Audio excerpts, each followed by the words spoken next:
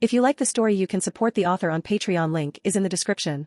Chapter 101, Training, resumed. September 12, 2005.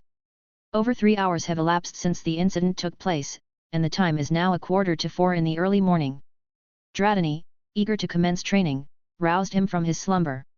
As he awoke, he observed Kenriku's Blastoise, which was resting close by, as well as his daughter's Pokémon, a Wartortle, several other Wartortles, Squirtles, and an additional 4 Blastoise. An hour prior, Gyarados had awoken, been defeated once again, and lost consciousness. The young Gyarados, however, has remained asleep since Floyd last defeated it and is currently still slumbering. Floyd was assured of the young Gyarados' survival due to its loud snoring. Meanwhile, Kenriku was also in a state of rest. Floyd had witnessed him awake an hour ago amidst the chaos caused by Gyarados, but he appeared to have succumbed to sleep just a few minutes prior, unfortunately too late. The quartet of Blastoise were still vigilant, keeping a close eye on the 2 Gyarados. One of these Blastoise was the spouse of Kenriku's Blastoise. Upon noticing Kenriku, they acknowledged him with a nod, and Floyd distributed their portion of Poke Blocks to each of them. Floyd had cultivated a routine of crafting a variety of intermediate Poke Blocks, a practice that consistently yielded him substantial points. Merely 2 days ago, his points tally was in the hundreds, yet now, it had astonishingly surged to 3,840. He hadn't even penetrated deeply into the Kimono Hatch forest, yet he had accumulated such an impressive points total. Should this trend of daily increase persist, he might contemplate acquiring dragon clues for Pokémon like Dragapult, Garchomp, Hydreigon, and Salamence, all of which are pseudo-legendaries. Additionally, there were Noivern, Flygon, Druddigon, Charizard, Sceptile, and any species belonging to the Dragon Egg group. Venturing even further in his aspirations, he might attempt to capture legendary Pokémon such as Rayquaza, Palkia, Dialga, Giratina, and others. However, he observed that most legendary Pokémon exhibited temperaments akin to that of Gyarados, obstinate and challenging to persuade unless one possessed a persona similar to Ash. These creatures also played crucial roles in maintaining the equilibrium of the world, rendering their capture seemingly unattainable. Rayquaza, hey, Floyd mused. Among all the legendary Pokémon, Rayquaza held a special place in his heart, especially its Mega Evolution, which he deemed exceedingly magnificent. Yet, he could envision himself cackling villainously in an attempt to capture Rayquaza, only to be overpowered by Dragon Ascent, a thought that made him shudder instantaneously. He promptly dismissed these thoughts, shaking his head. No, don't even entertain that idea, he admonished himself. If you can't beat them, join them. Don't provoke them, instead, befriend them. He would prefer to nurture a Caterpie and explore the possibilities with its dragon power, assuming that was even feasible. There was a lingering curiosity about whether it could genuinely evolve into a Rayquaza. Nevertheless, he harbored doubts about Caterpie's capacity to endure such intense energy. It might be too much for them, given their status as mere insects. Or perhaps a Metapod. Floyd speculated. With its metallic appearance, Metapod bore a slight resemblance to Rayquaza. Could there be a connection? However, he was haunted by the thought of their potential demise. Floyd suddenly realized that their numbers appeared to be on the rise. Was it necessary to cull some for the greater good of the population? He pondered this ethical dilemma. Then, he swiftly shook his head once again. Only villains engage in such practices. Steering clear of those twisted thoughts is the wiser course of action. Caterpie, Metapod, L. Reverting back to the subject of Poke Blocks, since he assumed responsibility for overseeing the food supplies within the entire Beast Sanctuary, all the Pokémon voluntarily took on the duty of safeguarding the fruit. They autonomously transported all the fruits to the storeroom, while Chen Yu's team facilitated the handover of these supplies to Floyd. The protocol was established in this manner to prevent Pokémon from bypassing the system and directly approaching Floyd with berries, as that would violate the established rules. Such a scenario would result in the Pokémon losing their work ethic, becoming dependent on Floyd for sustenance, which would be counterproductive and detrimental to their well-being. Nevertheless, Floyd retained the discretion to make exceptions and provide them with additional food if he so desired, a prerogative afforded to him as the creator of Poke Blocks. Now, in addition to his own Pokémon, Floyd is creating various intermediate-grade Poke Blocks, as well as basic Poke Blocks, for the other Pokémon. The Blastoise expressed their gratitude and joyfully consumed their meals. Subsequently, Floyd distanced himself from them and initiated the Pokémon training session. Horsa, pouting, felt somewhat helpless. She had only managed to sleep a little and yearned for more rest. They had stayed up late the previous night due to an invasion by her brother and father, leaving her still feeling drowsy. She harbored a desire to smack Dratini on the head. However, she was now uncertain if she was still capable of confronting Dratini.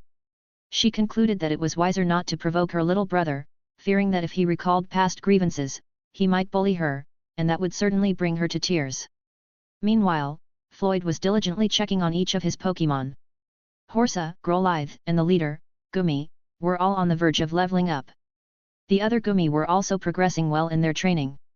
As for Dratini, his skill pool was sufficiently diverse for the time being, boasting a balanced distribution between attack and special attack.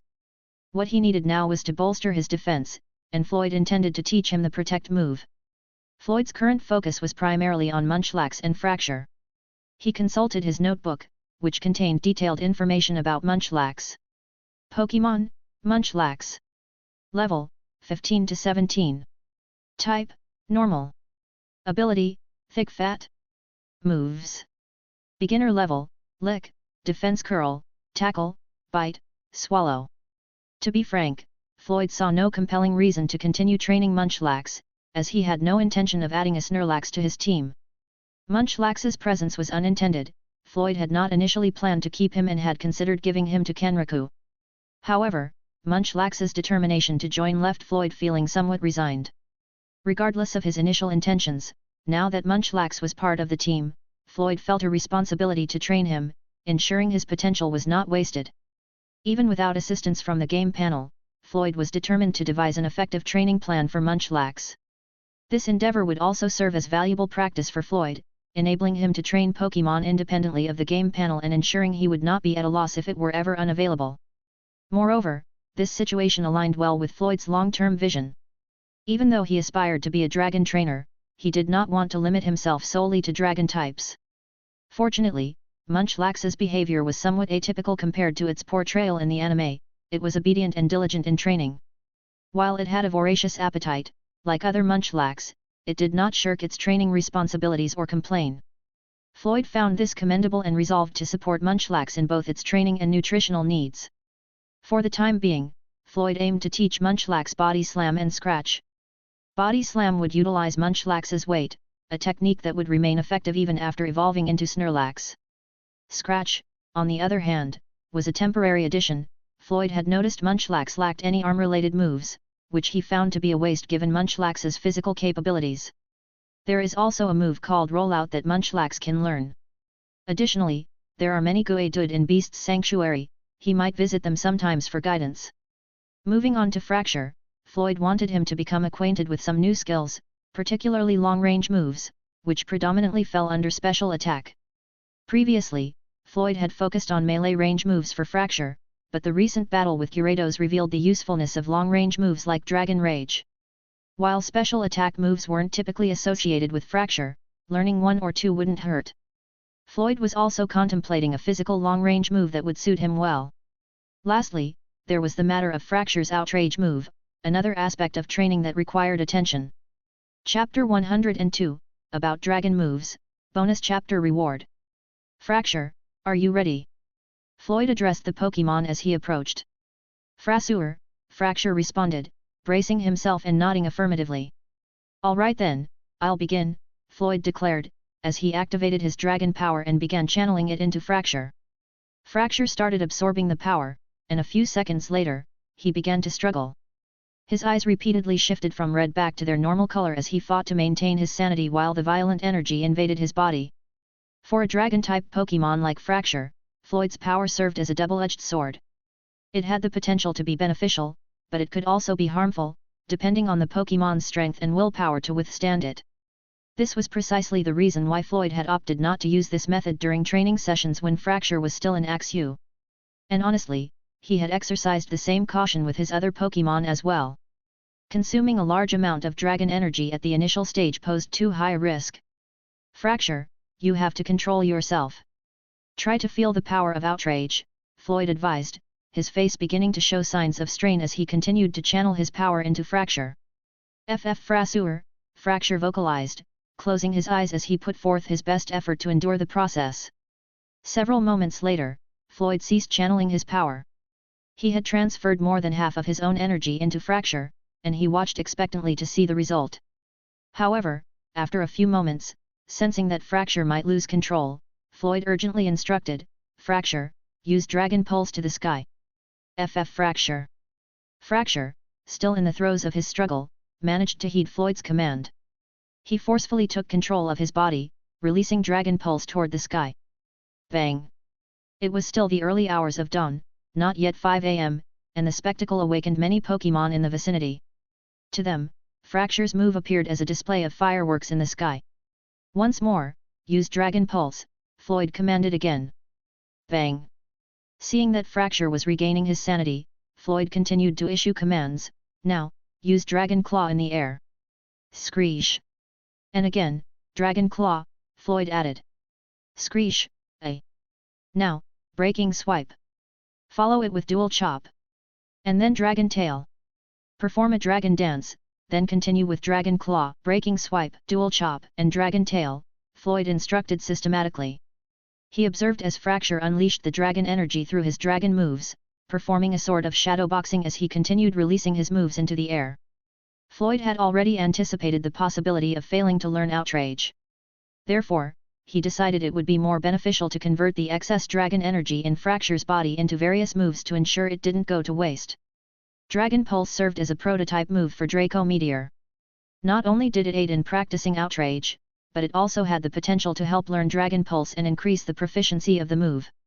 Essentially, it was like killing 3 birds with 1 stone. As for Fracture's move set, Floyd aimed to maximize it based on Fracture's characteristics.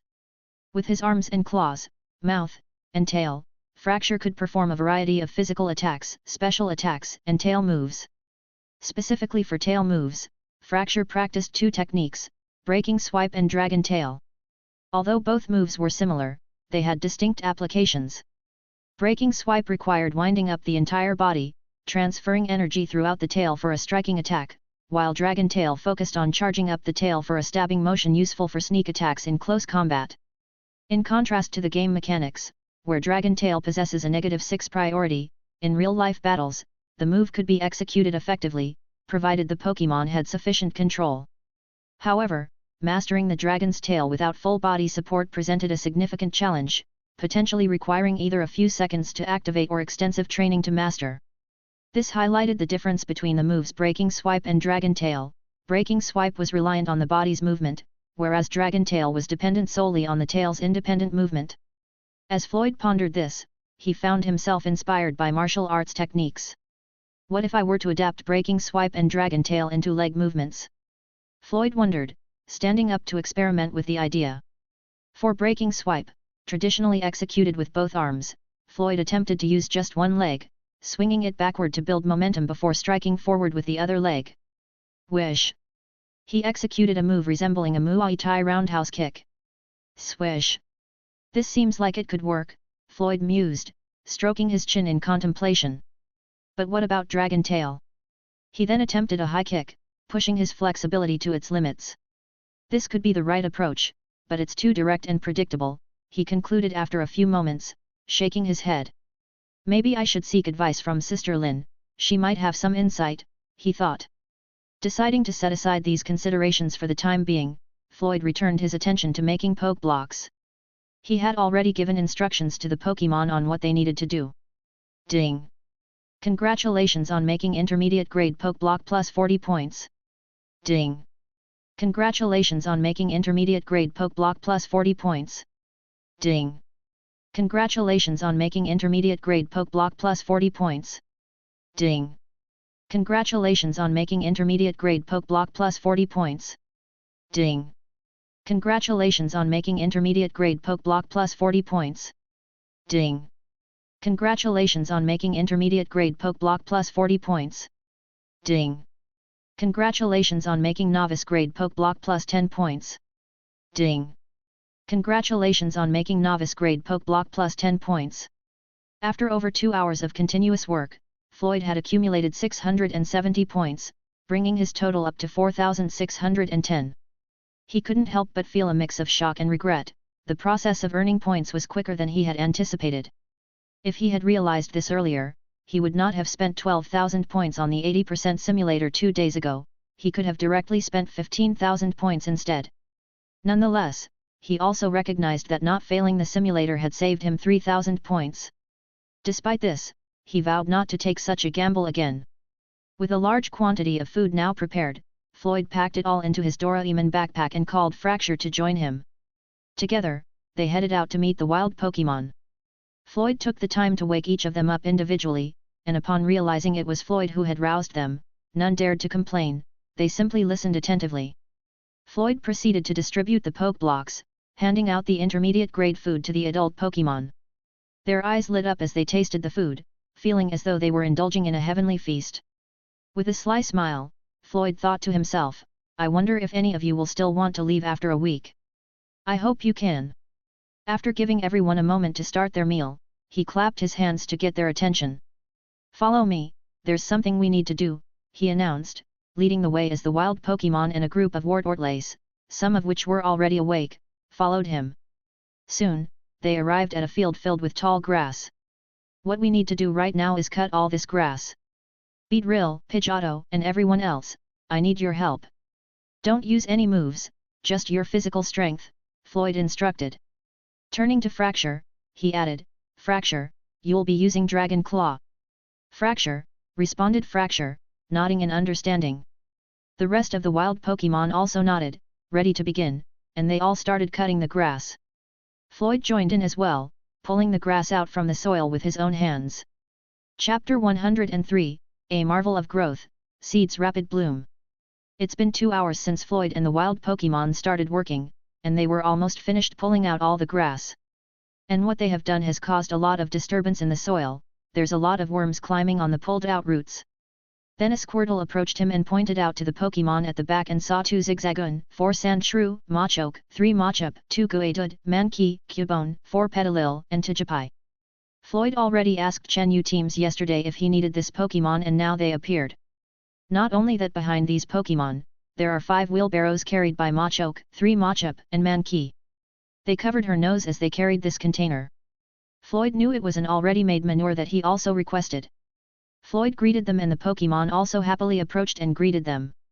Floyd started to arrange them one by one. Support Squad, Machoke, 3 Machop, Mankey, Ursaring, Arbok, Weepinbell, Gloom, Beedrill, Pidgeotto, Kecleon, Sunflora, Ikans, Cherubi, Teddiursa, Sunkern, and Tijipai. Water Squad, Wartortles and Squirtles. Ground Squad, Radon, 2 Zigzagoon, 2 Sandshrew, Geodude, and Cubone. Dig Squad, another 2 Sandshrew, Onyx, and Fracture. Sun Squad, 4 Petilil and 2 Cherim. Don't kill these worms, we going to need it. Support Squad, you need to take care of them. Machoke. Mankey. Kuriath. Okay, now let's start. Water Squad, surround the field. Squirtle. Wartortle. The Water Squad nodded and started to take position. Dig Squad, use dig on this surrounding field, Floyd commanded. Oh. Sandshrew. Frassewer. They nodded and started digging, but not too deep. A few minutes later, they finished what they'd done. Floyd then said, now use Water Squad water gun to the soil. Dig Squad cooperates with them as you let the water go inside the soil, you already know what to do. Then they nodded. Wartortles and Squirtles use their water gun and the Dig Squad lets all of this water enter inside the soil using dig. A few minutes later, it was all done. Water Squad and Dig Squad, come out, Ground Squad enter, surround the field and use Mud Slap, Floyd ordered. Goon. Zigzagoon. Sandshrew. They hurriedly circled the field and used Mud Slap and many soils scattered on the field. Come out, Radon, stay on the field and use Bulldoze, Floyd ordered. Muor. Radon started running as he used Bulldoze on the field. A few moments later. Radon, come out, Sandshrew and Geodude enter, use Rollout and fix the field, Floyd said. Sandshrew. Geodude. The 4 individuals entered and rolled their bodies to fix the messy field. After the field was fixed, Floyd commanded, Dig Squad, entered and started plowing again. Now, it's your turn, Support Squad, prepared the worms and fertilizer and put it back, Floyd reminded them. Ma Chok. Kuriein, Chalky, Chalky. A lot of support squads entered and put manure inside the soil, and many baby Pokémon is the one who took out many worms. Chalky, Chalky, Tajapai is having fun taking out many worms, then follows Teddy Ursa. Chalky, Chalky. Tajapai talked to Teddy Ursa, who was also taking worms on his hand. Teddy Ursa. Teddy Ursa felt confused as he looked at her. Chalky. Tajapai showed her worms on her hands. Teddy Ursa laughed and showed his worm in his hands. Chalkeen. Chalkeen. Kuriai Tajapai jumped as she laughed happily. Then they put the worm inside the soil. Chalky, Chalky, Kuriath Tajapai clapped her hands as she celebrated. Teddy Ursa called her out as if saying to follow him. Chalky. Tajapai was confused and then followed him. Then Teddy Ursa introduced her to Akans, and Cherubi, and they all became friends. Place the seed here, Floyd instructed, proceeding to take out the seed himself. He had previously explained to the team that the seeds needed to be spaced a few meters apart. This was to ensure that they had ample room to grow without their roots competing for nutrients once they developed into trees. Additionally, this spacing would prevent issues such as poor air circulation, limited growth, and increased stress on the plants in the future.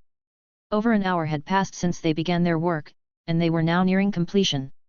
There was just one final step to take. Floyd grabbed a sprinkler, took out a bottle from his backpack, poured the liquid into the sprinkler, and mixed it with water. The liquid was a fertilizer Floyd had made from dried berry skins, a byproduct of making healing powder. The skins had no other use, so Floyd had repurposed them as a colorless fertilizer. He began to water the seeds, and a few minutes later, the task was complete. Sun Squad, it's your turn now, Floyd addressed the Cherim and Petalil, looking at them expectantly. Cherim, are you able to do it? He asked them. The two Cherim hesitated momentarily before nodding, they were willing to give it a try. Don't worry. Petalil, I'm relying on you to help them, Floyd encouraged.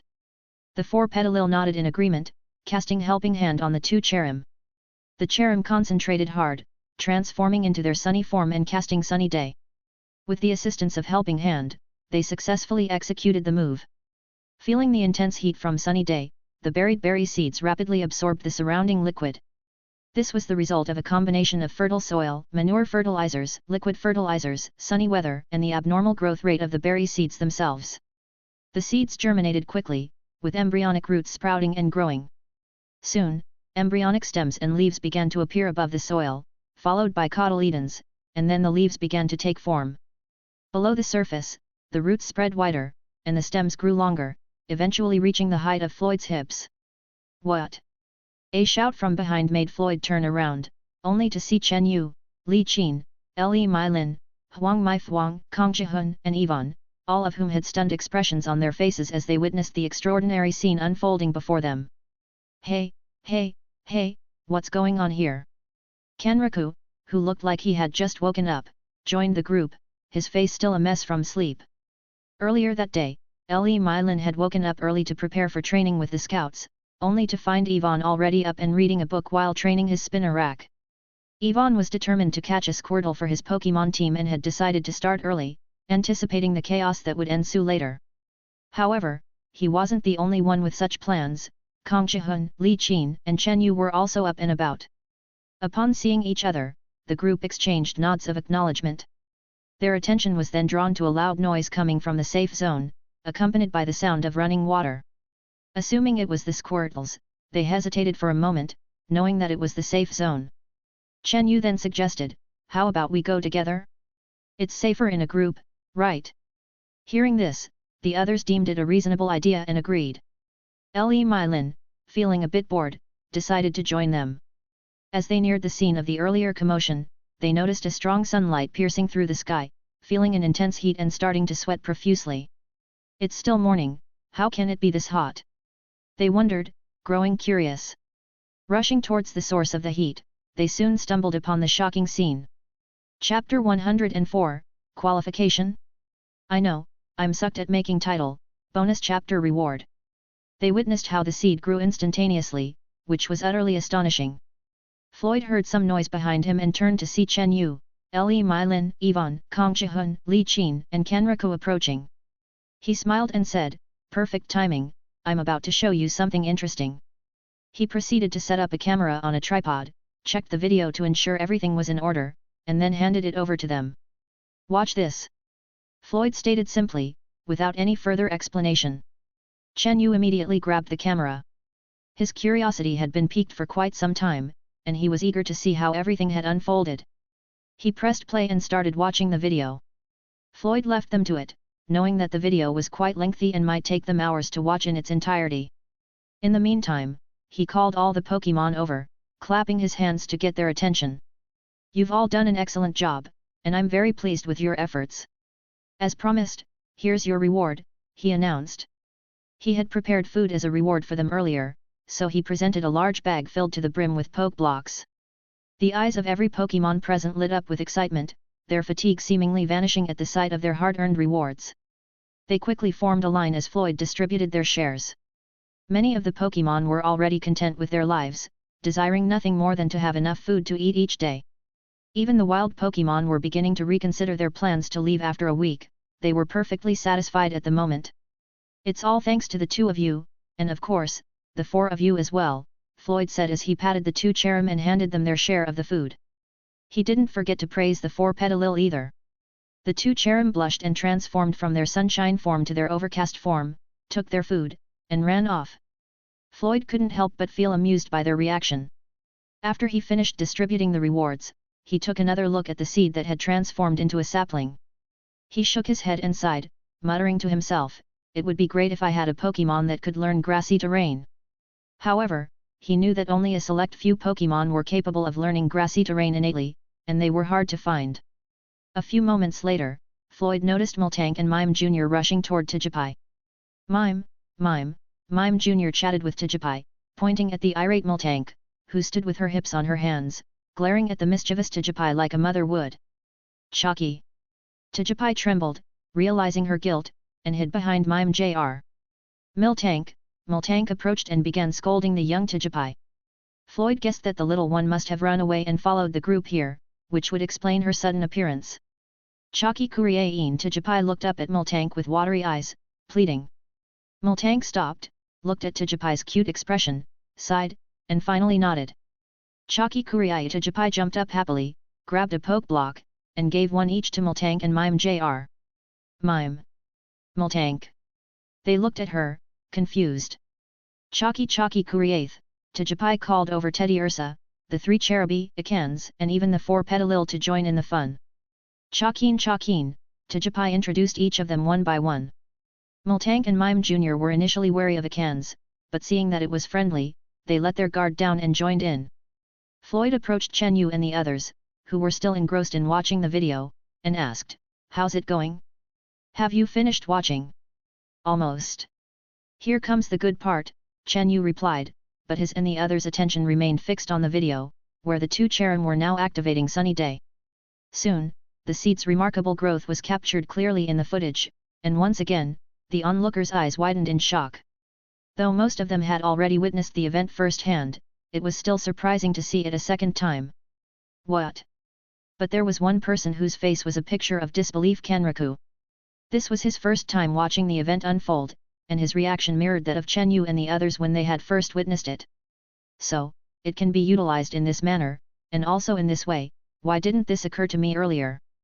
Kenraku repeatedly murmured to himself, deep in contemplation. Being both a biologist and a scientist, he possessed fundamental knowledge in the field of botany. Consequently, he was able to comprehend each step of Floyd's process. Manipulating the environment to expedite the seed's growth with minimal materials required, utilizing just these creatures and a handful of items like manure. How did this never cross my mind? While this approach is indeed feasible, the rapid growth is still astonishing. Had I not witnessed it with my own eyes, I would have deemed it impossible, Kenraku remarked. It's not solely about controlling the environment, it's also about harnessing the beast's potent elemental energy, which significantly influences seed growth. Additionally, the manure fertilizer used here is extraordinary. It originates from the creatures themselves and is substantially richer in nutrients than regular manure. And did you notice the water I sprinkled on the seeds? It's derived from the skin of dried berries and is used to make healing powder. These two little ones, Floyd gestured towards the Cherrim, they possess an ability I've dubbed Sunny Day. They're the evolved form of Cherubi. Once they evolve into Cherim, they automatically acquire this move. This was the reason why wild beasts are so crucial. As for the bee, it's unfortunate that only one was caught. This particular type of bee can produce honey, which is not only beneficial for health but also tastes exquisite. If combined with my poke blocks or any other food, the result would undoubtedly be divine, Floyd said, glancing regretfully at Beedrill. You also know how to produce honey? Kong Jihun asked, surprised. It's not me who produces it, it's the bee. However, I do know how to manage them. To be honest, there's a bee that produces even better honey than this one, the calm bee. It's a creature with 3 heads. Unfortunately, I haven't seen any in this forest, Floyd explained. Oh, are you referring to this? Kenraku took out his smartphone, searched through his documents, and showed the information to Floyd. Floyd's eyes lit up as he looked at the document, then at Kenraku. You know where to find it? Yes, it's actually located near the area where the yellow leaf, that you're searching for, grows, Kenraku confirmed with a nod. I see. I might indeed need to pay a visit there, Floyd responded, nodding in agreement. When are you planning to go? Kenraku inquired. After I've finished taking care of these wild creatures, Floyd replied, gesturing towards the Pokémon. If you're going, give me a call. I'd like to join you, Kenraku offered. Don't worry, I will, Floyd assured him. Wait, Professor, youngest, what are you talking about? When are you planning to go? Kong Jihun interjected, confused about their conversation.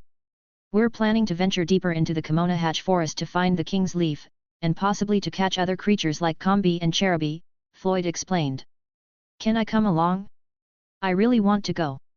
Kong Jihun asked, his eyes filled with anticipation. Me too. I'm really curious about it, Le Mylin added, her voice filled with excitement. See, can I come too? Chen Yu asked, his voice filled with uncertainty, but his curiosity about the forest was piqued. He doubted they would encounter any danger as long as Floyd and Kenraku were present. Li Qin and Yvonne also expressed their interest by nodding silently, their eyes focused on Floyd, indicating their desire to join as well. You all. Floyd addressed the group. To be honest, among all of you, only Sister Lin has the qualifications. The rest of you might find yourselves in danger. Don't forget what happened to Brother Ren, he warned, reminding them of Ren Ming's tragic death. How about next week? I know you're planning to go next week, right? Give me a chance to show you if I'm qualified, Kong Jihun suggested, looking determined. Chapter 105, Author, What Happened 2 Days Ago. There are 2 reasons why I didn't release any chapters yesterday. Here's the one which was a mix of partial truth and a partial lie. I've encountered considerable self-doubt lately. For 2 days, I drafted nothing, troubled by my writing quality. The chapters I've been currently posting are mere drafts, and now I have fewer since I've written none. The issue was about my book's pacing. It's intolerably slow. Despite my desire to hasten the narrative, it feels sluggish. From chapter 96 onward, over 20 chapters have unfolded, and yet the storyline hasn't advanced beyond a single day. And currently on my latest drafts, it's still in the afternoon in my book, and I'm yet to write the evening scene. I've considered time skipping, but any skips must be logical and not disrupt the story. However, my patience is wearing thin, and it's hard to persevere, but I am trying to keep going, stay relaxed, and flow with the process, hoping to maintain my persistence. The other reason, the genuine one. True, the slowness of my writing vexes me, but the actual cause of delay is that 2 days ago, I succumbed on playing when I downloaded MGBA emulator. I played Pokémon Fire non-stop for 24 hours. My intention was to finish the game quickly in a day and resume writing. However, the cave part, Pokémon in the grass, really wrecked my plans. And the most infuriating is the Victory Road, the final scene, especially Lorelai's fucking Pokémon. That seal. I really fucking hated it so much. I hated Lorelai. I regretted choosing Charmander as my starter. It served me well for much of the game, yet its early struggles against Brock and now to Lorelai. Facing the first elite, that unlimited surf move is too cheating. Overwhelming my Charizard. Even potent healing items like hyper potions barely keep it afloat, as Seal's attacks consistently have its HP. The battle has devolved into a frustrating cycle of unlimited surf moves and healing with no progress. What's worse, my move's PP dwindles while Lorelei continue using move as she wants. I also regretted my team choice, Charizard, level 60, Pidgeot, level 44, Nidoking, level 36, Vileplume, level 34, Graveler, level 33, Seadra, level 32, most are weak against water and ice. I'm very well aware of my weakness, but I already invested heavily in these Pokémon, especially Pidgey and Geodude, raised from their lowest levels alongside with my Charizard. Oddish from level 10, and Horsa from level 22. I also put him on each of them, which made them very important to me. After Brock, my journey was smooth. Charizard's Fire Blast, Flamethrower, Ember, and Wing Attack could 1 or 2 hit any water, ground, and rock opponents. But after reaching Victory Road and encountering Lorelei, I quit. Author note, clarification. Ember and Wing Attack dominated my early games, then I changed Ember to Flamethrower in late games. My Charizard's final moves are Flamethrower, Fire Blast, Steel Wing, and Blast Burn. It isn't that I can't defeat them, rather, it's because I've already anticipated the outcome. The expected sequence is to battle the Elite Four Lorelei, Bruno, Agatha, and Lance, and then to confront the final boss, Blue, the champion. I've documented the entire plot of Kanto in a Microsoft Word file, so there's no longer a need to finish the game. Chapter 106, Inner Turmoil. Floyd-san, how about becoming a researcher? I really think it's a waste of your talent if you don't become one. I will teach you a lot if you want, Kenriku suggested as they gathered around the saplings. More than an hour had passed since Kong Chihun and the others left. Behind them, there were additional Squirtle and Wartortle. They had successfully caught their second Pokémon on their own. Following this, many people had seen Kong Chihun's Squirtle and wanted to catch one for themselves, but they were stopped by Li Mylin as it was time to start their martial arts training. As for Floyd, he was exempted from training since it was optional for him. He didn't really need to attend if he didn't want to. Since he was busy today, he chose to stay behind. Many Pokémon had also returned from the Beast's Sanctuary, bidding goodbye to Floyd and the wild Pokémon. The wild Pokémon, having spent a few hours interacting with them, had become close to the other Pokémon and listened with awe to their stories. They suddenly found themselves not wanting to leave anymore. Professor, my goal is to be a trainer and a breeder, not a researcher, Floyd shook his head, rejecting Kenriku's offer. Well, I figured you would say that. It just feels like a pity, Kenriku sighed, having expected his answer, and nodded in understanding. Even if I don't become a researcher, I will help you discover a lot of beasts. My dream is to explore the world. This world isn't the same as before, and for sure, a lot has changed. This job is suited for people like me who have strong beasts, Floyd said, then added, to be honest, you could also be a trainer yourself. Your Blastoise is strong. Well, maybe being a trainer will just be a hobby for me. I won't delve into it too much, Kenriku nodded, explaining his thoughts. Roar. Suddenly, they heard a loud roar followed by a loud bang, which disappeared after a few seconds. It must be the Gyarados, the stronger one, Floyd said, shaking his head helplessly. Should we check it out? Kenriku asked. All right, Floyd nodded, and they rushed towards the location of the Gyarados roar. To be honest, I'm here because I woke up due to the hot temperature and saw the brightest sun, so I decided to come here. I never expected that I would witness a miracle, Kenriku smiled bitterly. There are still a lot of beasts in the world, so we can expect to see many more miracles, Floyd replied with a smile. Yet, Kenriku nodded, and they continued on their way. Upon arriving, they found the stronger Gyarados unconscious on the ground, having been defeated by Kenriku's Blastoise. The younger Gyarados, now awake, was nervous as he saw 4 Blastoise carefully watching him. He didn't act as fierce as before and was cautious, wary that the 4 Blastoise might attack him. Then he saw Floyd and Kenriku. His eyes turned red, but he suddenly felt a warning shot from the 4 Blastoise and saw Fracture looking at him warily. The young Gyarados decided to behave again. Oh, you didn't make a ruckus just like your father, Floyd teased. Roar, so what if I am? What do you care? The young Gyarados snorted and lay beside his father. Here's some food for you and your father, you didn't eat yesterday, Floyd said as he threw a bag of food at them. The young Gyarados snorted and turned his head away from the bag, trying to resist the temptation. Floyd, unfazed by his reaction, gave food to Kenriku's Blastoise, who happily accepted it. Let's go, Fracture, Floyd said, deciding to head back to his remaining Pokémon.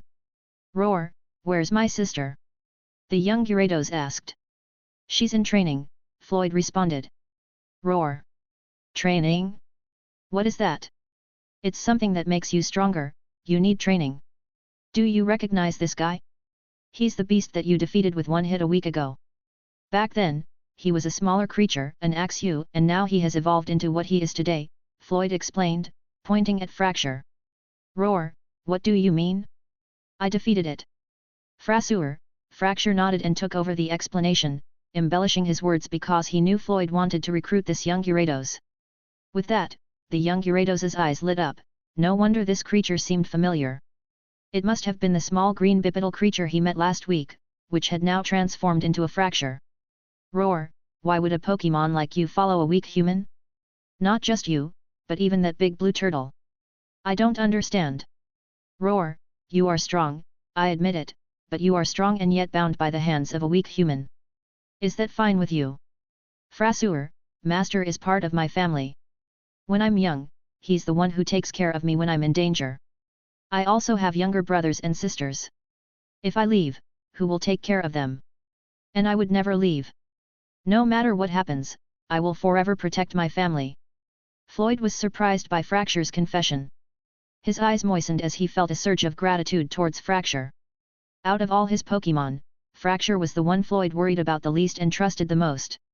Their 8-month journey had already tested their trust in each other. Roar, you have no parents? Where are your real parents? Fracture, my mother almost killed me, so I escaped. The Gyarados fell silent. Floyd knew about Fracture's real parents. Fracture's mother was unexpectedly a Salazzle, which Fracture had already told him about. As for his father, who was undoubtedly a Haxorus, Fracture knew nothing. However, Floyd was certain that there must be a Haxorus tribe in Maharlika, somewhere near the place where Floyd and Axew first met. He just didn't dare to go there because it was too dangerous and he was still too weak. Gyarados, if you are interested, you can come with me and watch how we trains, Floyd smiled, inviting the young Gyarados in front of him. Hearing this, the young Gyarados became interested, but seeing Floyd smile and knowing that his father was still here, he suppressed his curiosity and snorted, ignoring Floyd. Floyd just gave a helpless smile and said, you can eat the food in the bag, and once your father awakens later, give it to him. I will go now.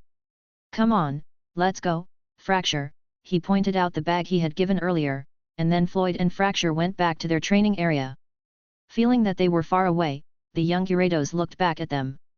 He felt an impulse to follow but suppressed it. Then he looked at the bag of food and snorted. However, his tail slowly started to reach towards it. Chapter 107, Against Wild Beasts, Bonus Chapter Reward. After returning to the training area, Floyd resumed his task of mixing berries. This time, he focused on creating advanced poke blocks, and his points quickly accumulated, reaching into the hundreds. Since the game panel update, some prices have changed, some have decreased, while others have increased. Among the changes was the cost of points for proficiency making in the simulator. The proficiency costs for peak and master levels have been reduced, but for the advanced level, the cost has become exorbitant for Floyd. Previously, he could allocate 320 points, which, when tripled and then multiplied by 5, would total only 4,500 points. However, under the new system, 750 points doubled and then multiplied by 5 result in a total of 7,500 points. Floyd finds himself nostalgic for the old system, despite its flaws and frequent errors, it provided him with loopholes to exploit for his benefit. Unfortunately, with the current system, he can no longer do so. After spending a few moments engrossed in making poke blocks, Floyd swiftly gathered all of his Pokémon and headed back to the safe zone, where the wild beasts resided. Upon arriving at the safe zone, Floyd noticed the young Gyarados indulging in the food, who, upon realizing he was being watched, heatedly turned away, visibly embarrassed. He had been caught in the act of eating, which, to him, was utterly mortifying. How's the food, Gyarados? Do you like it? Floyd asked, amused by the Gyarados' reaction. Horsa, big fish, you've awakened. Horsa was evidently relieved, happy to see her big brother awake and at peace. Roar, humph, stay away from me. If my father sees you, he will beat you. The young Gyarados turned his back to her, clearly still gruff. Floyd sighed, his attention then shifting to Kenriku and his disciples, who appeared to be closely monitoring the Gyarados, studying its DNA from the blood samples they had collected. On the other side. Horsa, you're eating all by yourself? You didn't even offer me any, Horsa remarked, her face showing her envy. Roar, didn't you get your share? The young Gyarados retorted, snorting dismissively. Horsa, master won't let me eat as much as I want. He says if I train hard, I can eat, otherwise, I'll get bloated. Horsa sounded somewhat dejected as she thought about the restrictions. Roar, what? So you can't eat as much as you want? Horsa, yes. Roar, then how about you come with us and escape with father? Horsa, why would I escape with you? There's no delicious food, and for sure, father will spank me. Humph. Roar, that's because you are disobedient. Humph. So, what will you do now? Horsa, of course, I'll train. What else? Do you expect me to give up on eating delicious food? Humph, that's never going to happen. Roar, didn't you say you didn't want to train and just wanted to be lazy and eat? Horsa, my mind doesn't want to train, but my body and appetite don't agree. I want to eat more, so I must train. Roar, humph, then do what you want. The young Gyarados simply snorted and looked away, disinterested in continuing the conversation. Horsa, humph, I don't care about you either. Horsa retorted before following the Squirtles and Wartortles, who were playing in the pond. The four Goomis and Munchlax joined in, taking advantage of their free time. Meanwhile, Growlithe, Fracture, Dratini, and the leader Gumi remained focused on their training. The young Gyarados watched his sister join the others, his expression one of worry. He sighed, feeling helpless. Floyd, upon returning, was about to call all of his Pokémon back when he noticed they were having a good time. Deciding not to interrupt, he only called for Fracture, Dratini, Gumi, and Growlithe and set out to find the wild beasts nearby. Desperate for points, Floyd was putting his hopes on encountering these wild creatures. The young Gyarados wanted to speak up, to say something, but he couldn't bring himself to do it. Instead, he watched silently as Floyd and the selected Pokémon disappeared into the distance. Moments later, Floyd found himself face to face with the wild beasts, who regarded him with questioning eyes. Upon extending an offer for a battle, Floyd observed the wild beasts, noting their initial terror.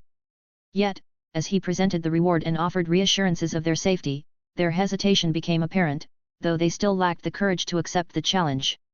Floyd couldn't help but sigh, realizing that had he made this offer just a day earlier, not a single wild beast would have considered participating. Just then, Akan slithered forward, hissing defiantly at Floyd. "You're looking for a battle?" Floyd inquired, interpreting Akan's stance. Akan responded by nodding and gesturing towards Teddy Ursa, who hastily joined Akan's side, before pointing his head back towards Floyd. "You're proposing a 1 versus 2 battle?" Floyd clarified. With another nod from Akan, the serpent then turned its head to indicate Dratini. "And what about it, Dratini?" Floyd asked, addressing his Pokémon. Without hesitation, Dratini eagerly nodded in agreement, positioning himself to face both Akan and Teddy Ursa. Sharbok. Roar. Arbok and Ursa Ring, parents to the younger Pokémon, grew restless. They called out to their offspring, worried that their children might act recklessly around Floyd, potentially facing severe consequences. Nevertheless, their children reassured them, expressing a desire for the reward in hopes of sharing it with their friends. Stunned by their children's naivety and trust in Floyd, Arbok and Ursa Ring hesitated. Sensing their doubt, Floyd spoke up, "I give you my word. Do not question my credibility. Now, you two, give it your all and battle Dratini. Use your strongest abilities. If you manage to defeat him, I'll double your reward. How does that sound?" Akan. Teddy Ursa. Hearing the promise of a doubled reward, their eyes sparkled with determination as they turned their full attention to Dratini. "I'll toss the coin now. As soon as it hits the ground, the battle begins. Dratini, I won't be giving any commands this time. You're on your own," Floyd instructed, noticing his Pokémon's reliance on his directions. He wanted them to learn independence, to rely on their instincts rather than waiting for orders. While he understood the need to command them at times, he hoped to shift his role to that of a guide, stepping in only when absolutely necessary. Regardless of the outcome of this battle, Floyd decided to observe and let Dratini handle the situation. He then checked Akans's stats. Pokémon, Akans. Level, 10. Type, Poison. Ability, Intimidate. Moves. Beginner level, Bite, Wrap, Poison Fang, Leer, Poison Sting. Genetic skill, Poison Fang. Reflecting on Akans's abilities, Floyd recognized him as a younger version of his mother. "Alright, here goes," Floyd declared, flipping the coin into the air. As the coin clanged onto the ground, ringing out a clear pong, he shouted, "Go!" Dratini immediately darted forward using extreme speed, targeting Akans. Akans, though struck and pained, retaliated, while Teddiursa launched an attack on Dratini using Scratch. Feeling the pain from the attack, Dratini's anger flared. He unleashed Twister, sending Teddiursa flying a few meters. Roar! Sharbok! Arbok and Ursaring, fraught with worry, were on the verge of intervening when they saw Fracture standing guard. "Trust me, nothing will happen to your children other than a few bruises, and I will heal them afterward," Floyd reassured, noticing their concern. Yet, the distrust in Arbok and Ursaring's eyes remained. They were still unsure about Floyd, their parental instincts on high alert. As Fracture continued to block their path, they found themselves hesitating. Back in the battle, Akans lunged at Dratini with a Poison Fang attack, while Dratini, undeterred, charged forward. The two collided, resulting in cries of pain from Akans, who, despite the pain, managed to land a hit on Dratini. Teddiursa, seizing the opportunity, rushed forward, swiping at Dratini with fury swipes. Dratini, ready to retaliate with Twister, suddenly felt a wave of dizziness wash over him, prompting him to swiftly use extreme speed in an attempt to evade further attacks. But what had caused this sudden dizziness in Dratini? Chapter 108, Reward. Poisoned. Floyd realized that Akans had inflicted poison on Dratini. It likely happened at the moment when Dratini and Akans collided, he surmised. Despite Akans not being as poisonous as Arbok, this Pokémon was still of a poison type. It should not be underestimated, for complacency could lead to an adverse backlash. And this is precisely what had befallen Dratini. If only the little creature had been slightly more vigilant, it could have easily vanquished its opponent. Dratini had opted for the traditional beast fight, where both creatures clashed head-on. Floyd mused that, had he been at the helm, he would have instructed Dratini to evade the Poison Fang attack using extreme speed, then counter with Twister, and, for a finishing move, another extreme speed would have been safer. Following Akans, taking down Teddiursa would have been significantly easier. However, with Dratini now poisoned, the odds seemed to be shifting. Nonetheless, Floyd retained his trust in his Pokémon. Although without his direction, Dratini exhibited numerous imperfections, the training and nutrition it had received over the past fortnight were incomparable to the poor conditions of the two malnourished wild Pokémon. As the battle unfolded, when Teddiursa launched his fury swipes, Dratini responded with Twister. Despite his dizziness, Dratini succeeded in striking Teddiursa. Teddiursa's cry rang out as he was sent flying. Dratini, struggling to maintain his composure and focus, waited just a few seconds, then, as Teddiursa struggled to his feet, Dratini launched an extreme speed attack, downing Teddiursa. Just when Dratini believed victory was his, an unexpected coil wrapped around his body. Akans, though on the brink of unconsciousness and feeling weak, clung to consciousness with formidable willpower. Its sole objective now was to stay wrapped around Dratini until victory was secured. Dratini exerted all his strength to escape. He was, undoubtedly, more powerful than Akans, yet the poison began to compromise his internal functions. He feared that in mere seconds he might collapse, a prospect he found humiliating, especially in front of Floyd and his brethren who were spectating. Fracture, Growlithe, and Gumi, all anxious about Dratini's plight, glanced at Floyd. He shook his head in a silent command, "Do not interfere." He was concerned but had measured the capacities of both Akans and Dratini and was confident that should either collapse, he could still rescue them.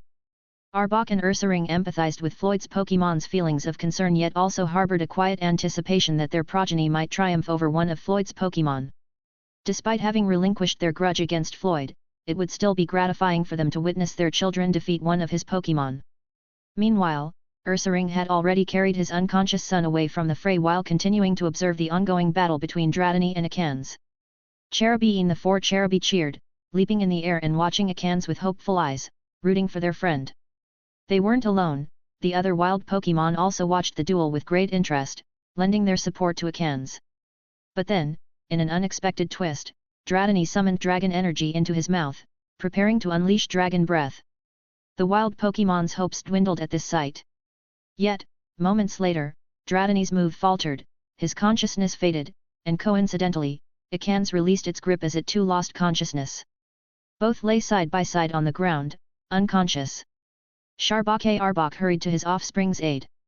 Cherubi the Cherubi, along with 2 Cherim, quickly followed, using heal pulse and aromatherapy to assist. Ursaring brought his unconscious Teddy Ursa to join them. In the midst of the recovery efforts, Floyd received notifications. Ding! Congratulations on defeating Teddy Ursa. Plus 10 points. Ding! Congratulations on defeating Ekans. Plus 10 points. Floyd disregarded the prompt and turned his attention to the unconscious Ekans, which had also gained a level, now sitting at level 11. Whether Teddy Ursa had also leveled up was unknown to him, as he couldn't check its stats. He and his Pokémon hastened to Dratini's aid, administering a powder to neutralize the poison, followed by a healing powder. Dratini's recovery was notably quick, as his condition was less about physical damage, he had sustained only minor injuries, and more about the severe poisoning. This was in contrast to Teddy Ursa and Ekans, who had been thoroughly beaten. Moments later, Dratini regained consciousness. Seeing Floyd and his fellow Pokémon, a sense of shame washed over him, and he hung his head low in disappointment. "Well, little guy, you've awakened," Floyd said, smiling and gently patting Dratini's head. He was already pleased with Dratini. Despite the young dragon's shortcomings, his progress was impressive, especially considering he was only half a month old. This Dratini had always been dedicated to his training, heeding Floyd's commands without complaint and executing them flawlessly in battle. Such unwavering focus and adherence had led to a slight complacency, particularly since Dratini hadn't taken his 2 opponents seriously, compounded by the absence of Floyd's guidance, which had thrown him off his battle rhythm. It's better to have a few setbacks. Mistakes can be remedied as long as you learn from them. It doesn't matter if you lost the battle as long as you learn something and enjoy the process, Floyd advised, looking at Dratini. Floyd was not troubled by the outcome, especially considering Dratini's diligent nature. He still regarded the situation with understanding. Inspired by his trainer's words, Dratini's eyes sparkled with renewed vigor as he nodded in agreement. Floyd's other Pokémon, overhearing the exchange, also seemed motivated, their eyes bright with anticipation. "Ihyo," Dratini uttered, glancing with concern at the injured Ekans and Teddy Ursa. "Don't worry, I will help them," reassured Floyd, smiling before he made his way over to the fallen Pokémon. As Fracture guarded Floyd, Growlithe, Gumi, and Dratini followed closely behind. Floyd observed Cherubi and Cherim tending to the injured when Arbok and Ursaring noticed his approach, their alertness evident. But Floyd's intentions were clear. "I have no bad intention, I will help them," he declared, revealing the healing powder in his hand. Recognizing the powder, Arbok and Ursaring's tension eased into a relieved nod. Floyd administered the healing powder to each of the afflicted Pokémon, and shortly thereafter, Ekans and Teddy Ursa showed signs of awakening. Upon opening their eyes, they were greeted by the sight of 4 Cherubi cheering, their relief mirrored by Arbok and Ursaring, relieved at their children's recovery.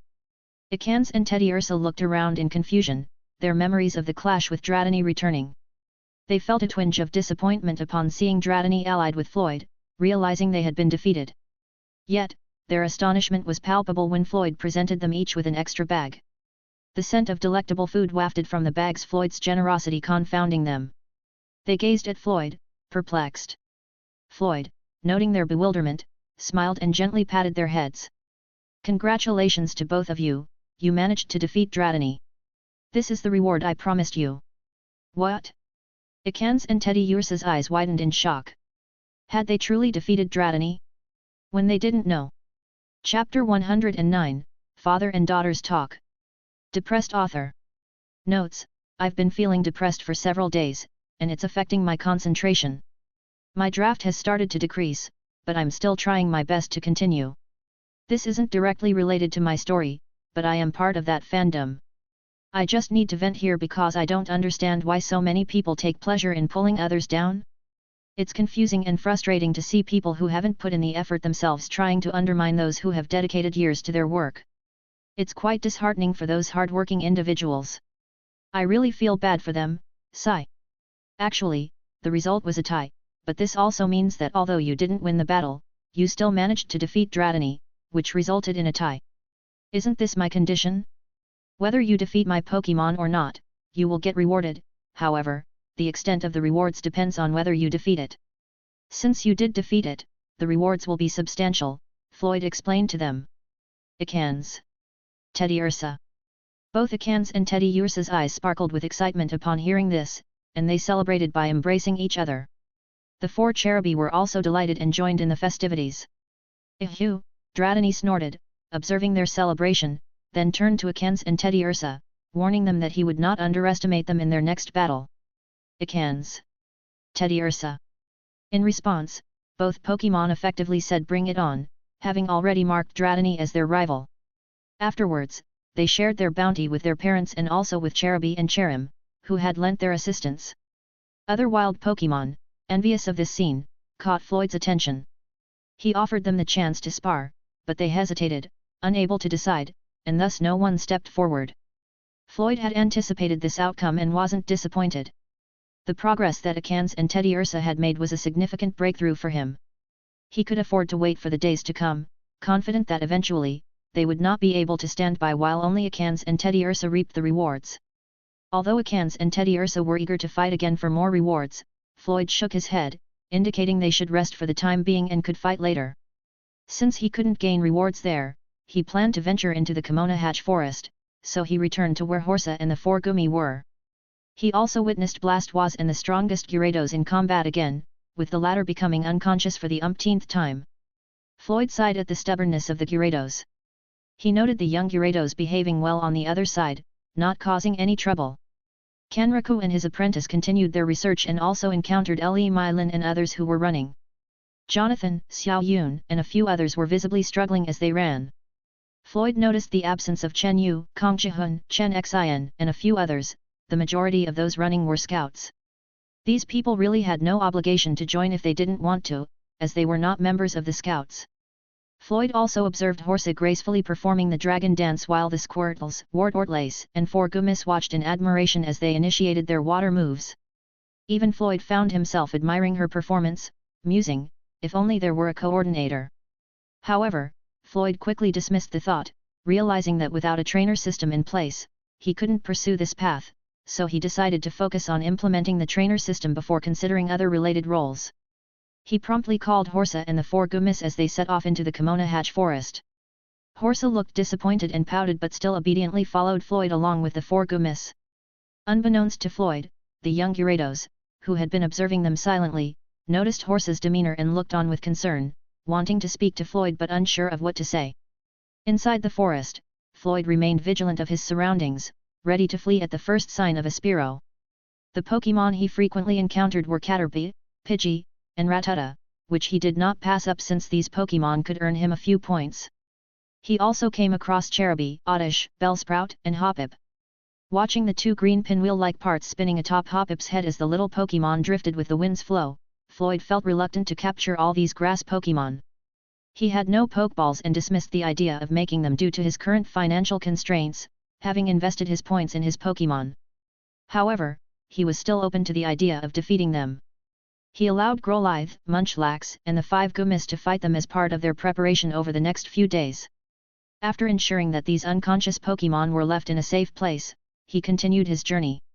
He encountered Eradicate, an Akans, and an Arbok and had Fracture, Horsa, and Dratini engage them in battle. Shortly after, Dratini leveled up, reaching level 18, and succeeded in learning Dragon Tail. Floyd was pleased with this progress and looked at Horsa, saying, "Your little brother is almost catching up with you." Horsa ignored him and showed no interest in competing. Floyd had anticipated such a reaction. He had hoped to motivate Dratini by creating a sense of rivalry, but the attempt was unsuccessful, and he let it go. After several hours, he and his Pokémon encountered a Nidoking and its offspring, 2 Nidoruns, and chose not to engage them, simply moving on. He also came across a few Beedrill and managed to defeat some while fleeing. He wanted to capture one, noting that only one Beedrill resided in Kenriku's territory. However, sensing the imminent arrival of more Beedrill reinforcements and lacking any Pokeballs, he and his Pokémon made a hasty retreat. Through his travels in the forest, He had memorized locations such as the Beedrill territory, the Butterfree areas, Rattata nests, among others, yet he still refrained from venturing too deeply into Kimono Hatch Forest, staying within its outer areas. Even though his fracture had evolved, Floyd did not feel confident enough to go deeper. Perhaps once his other Pokémon reached level 20, he would feel brave enough to do so. A few hours later, he gathered many berries, stored them in his backpack, and returned to the safe zone. Upon arrival, he was surprised to find 6 children on Kenriku's side. Roar! Floyd heard the roar of Gyarados and saw the adult one berating him, then Blastoise appeared, issuing a warning. It seemed that the strongest Gyarados had been subdued. After several clashes with Blastoise, it had relinquished its obstinacy and surrendered. Floyd also noticed that the food he had provided was consumed. Roar, you rebellious child, do you really not acknowledge me as your father? Do you dare to ally with this weak human? Humph! The Gyarados didn't attack, he was merely conversing with his daughter. Horsa, the food here is delicious. Father, why not let go of your stubbornness and join us for these delicious meals? Roar, so you have sold yourself for food? How low can your dignity sink, especially with these humans? Horsa, humph, but you ate all that master gave you. Talk about a double standard. Roar, cough cough, since when? I didn't eat it. Hey, first child, wasn't it you who ate it? The young Gyarados, who had been listening quietly, was taken aback to be accused by his father. Father, don't wrongfully accuse me, it was clearly you who ate it. The young Gyarados wanted to retort but didn't dare speak up, fearing his father's wrath. Roar, speak up. Was it not you? Feeling intimidated by his father's threatening tone, the young Gyarados blushed and admitted, Roar, why yes, father is right. It was me. I was the one who ate it. Little sis, don't slander our father. Horsa merely pouted and muttered under her breath, Horsa, humph, big fish, it's obvious you've been coerced. Roar, what did you say? Horsa, I didn't say anything. Humph, feeling the tension, Horsa quickly hid behind Floyd. Roar, you there, weak human. Gyarados was itching to lash out at Floyd, wanting to attack him, but was aware of Kenriku's Blastoise nearby, making threatening gestures. Roar, humph. Chapter 110, Blood. You know nothing will change if you continue being stubborn, Floyd said, looking up at Gyarados. Roar, who are you to lecture me, you weak, puny human? Gyarados, enraged by his words, rushed at him. Bang! Blastoise countered Gyarados with a hydro pump. Roar, you ugly blue turtle shell! You've really angered me. Gyarados charged at Blastoise, using Crunch. Blastoise, feeling insulted by Gyarados' words, quickly pretended to use his shell to defend against Gyarados' attack. However, Gyarados was taken aback when, just as he was about to bite Blastoise, the latter struck him with a fake-out move. Pack! Gyarados felt slightly dizzy, and as his head cleared, he saw a surge of water hurtling toward him. Bang! Gyarados was hit by another hydro pump and smashed to the ground. Water splashed all around, causing many Wartortles and Squirtles to step back. Kenriku had activated his Aquavolt turner, absorbing the kinetic energy of the water and converting it into electricity. Gyarados gasped for breath, panting on the ground. The young Gyarados felt numb watching his father being defeated again. This blue turtle was absolutely monstrous, he thought, eyeing Blastoise warily. He didn't dare provoke Blastoise, deciding it was better to behave. How about it, do you understand your position now? Let go of your stubbornness, there's nothing you can do here, Floyd stated.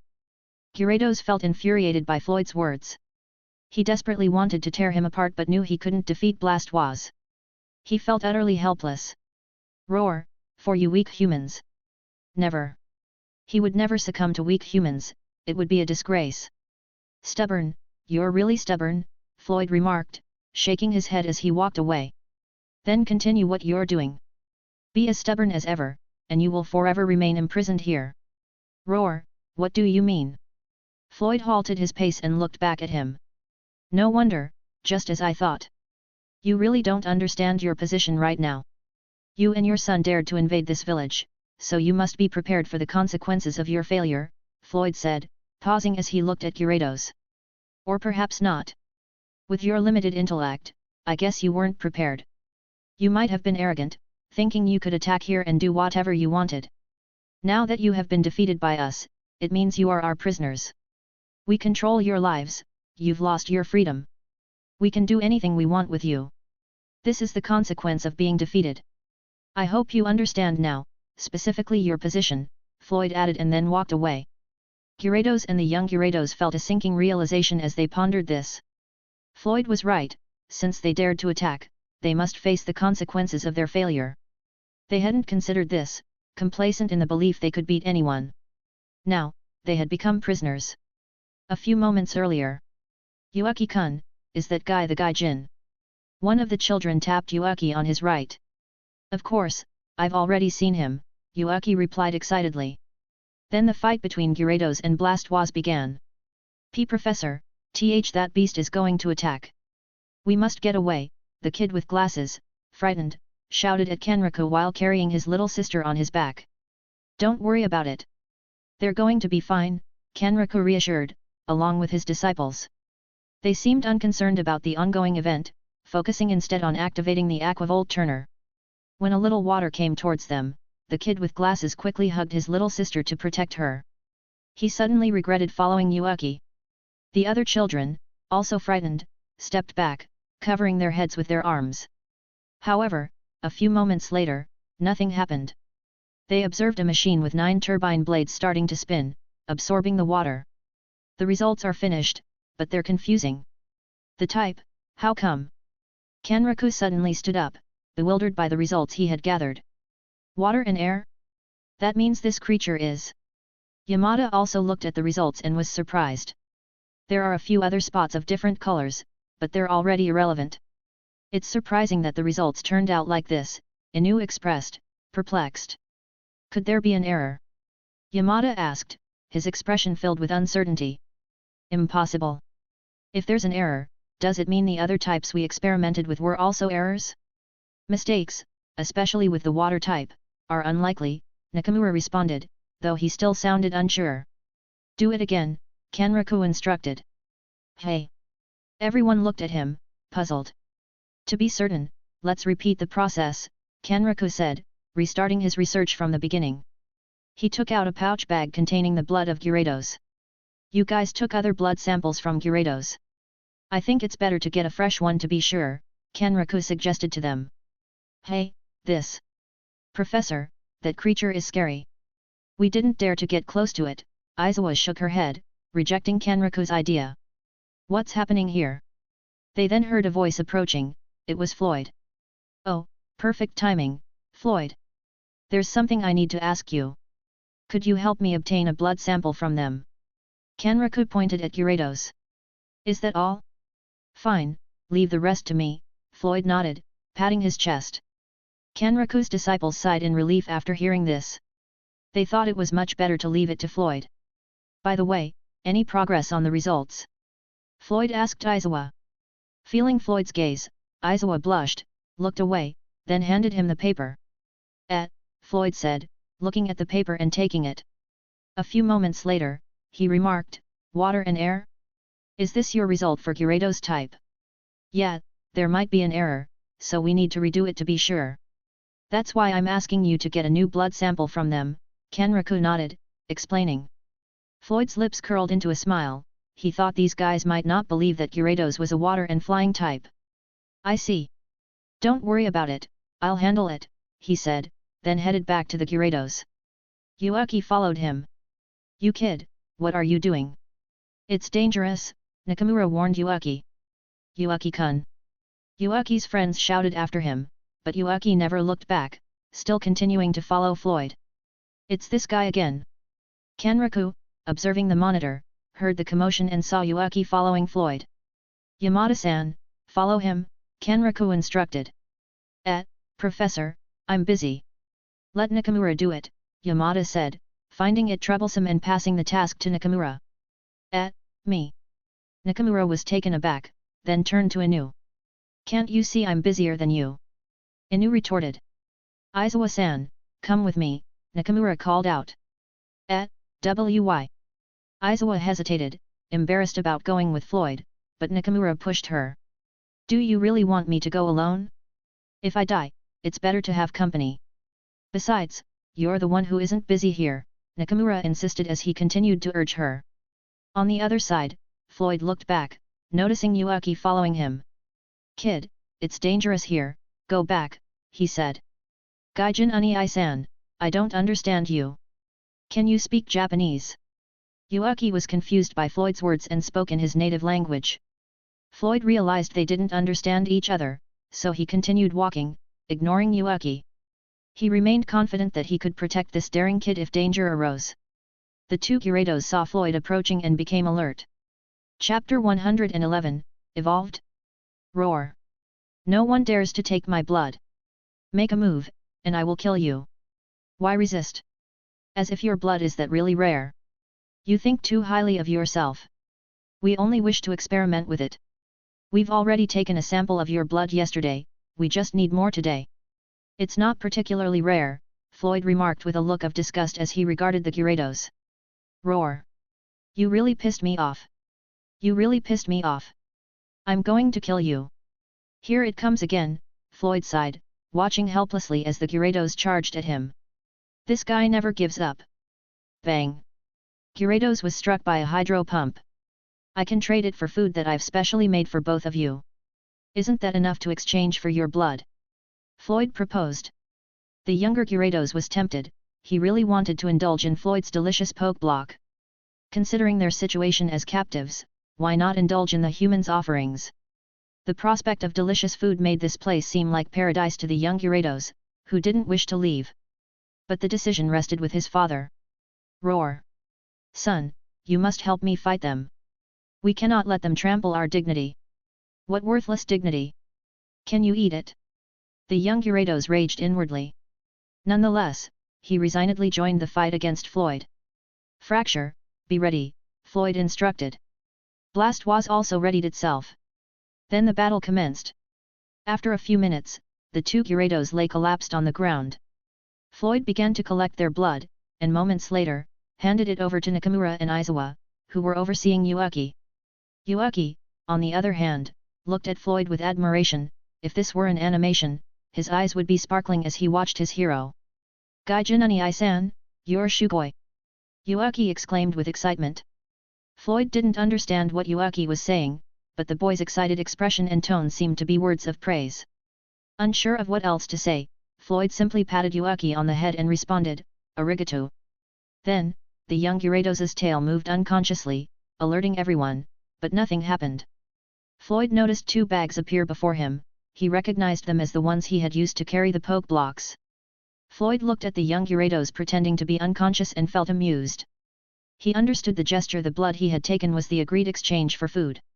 Finding the situation humorous, that the young Gyarados was too shy to express his desire directly, Floyd filled two bags with an intermediate-grade custom poke block and presented them. Here's your transaction, for both of you, Floyd said. The young Gyarados remained motionless, continuing to feign unconsciousness.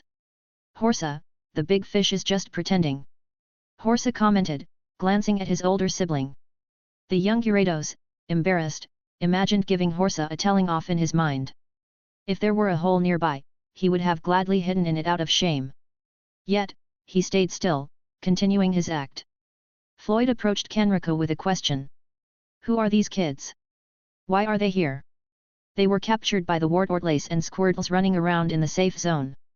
I'm surprised they weren't attacked by the wild beasts, otherwise, they would surely be dead, Kenrico recounted, accepting the blood from Nakamura and passing it to Yamada, who began processing it for research. Almost killed them again, the security was really lax for me, Kenrico was helpless. It seemed to Floyd that the demeanor of the wild beasts had somewhat shifted. He was relieved that no mishap had occurred. Should we send them back? Floyd inquired. They don't want to return, especially the one who followed you. He says they want to train beasts, Kenrico explained with a cheerful tone, pleased that someone from the villages was taking the initiative. I feel that he genuinely likes you. How about you train them? Kenrico suggested. They don't understand me, Floyd admitted, feeling somewhat interested despite the language barrier that hindered them. You're right, but it's okay. I'll have Suzuki-san take care of them for now. Speak of the devil, here they are, Kenrico said, glancing at Suzuki and Ryota, who were followed by a Wartortle, Squirtle, Ikans, Teddiursa, and Cherubi. Ryota was running in a panic, clutching a Metapod tightly in his arms. Shishao, help me! Something's happened to Metapod, Ryota cried out as he ran towards Kenraku. What's the matter? Kenraku asked, examining the sickly Metapod, then realizing, oh, it's going to evolve. Evolve. The excitement was evident in the voices of Kenraku's disciples as they focused on the Metapod in Ryota's arms. Floyd didn't understand their conversation but could tell from his own knowledge that the Metapod was about to evolve, given the situation. Quickly, Floyd retrieved a suitable poke block from his backpack and crushed it into powder with his hands. Backpack, Doraemon. Let me help, Floyd said as he rushed towards the Metapod, applying the crushed poke block to its body. He then took out an energy powder and did the same. The Metapod relaxed, closing its eyes, and its body began to shine brightly. The 6 children watching were initially scared upon seeing the Ikans but were now captivated by the radiant Metapod. What's that? What's happening to it? Yuaki's eyes sparkled with anticipation as he and his friends observed the transformation. Metapod's shell started to split, glowing from within. The green exterior cracked open, revealing the delicate form of a butterfree. Its new wings, painted in hues of lavender and indigo, unfurled gently, drying in the ambient light. With a flutter, Butterfree tested its wings, floating above Ryota's head for the first time. Butterfree fluttered as it began to fly. Wow, you turned into a butterfly! Ryota's joy was unmistakable as he reached out to the Butterfree with both hands. Free!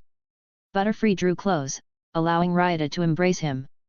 Squirtle applauded, celebrating his friend's evolution while feeling a twinge of envy, wondering when he would evolve into a Wartortle.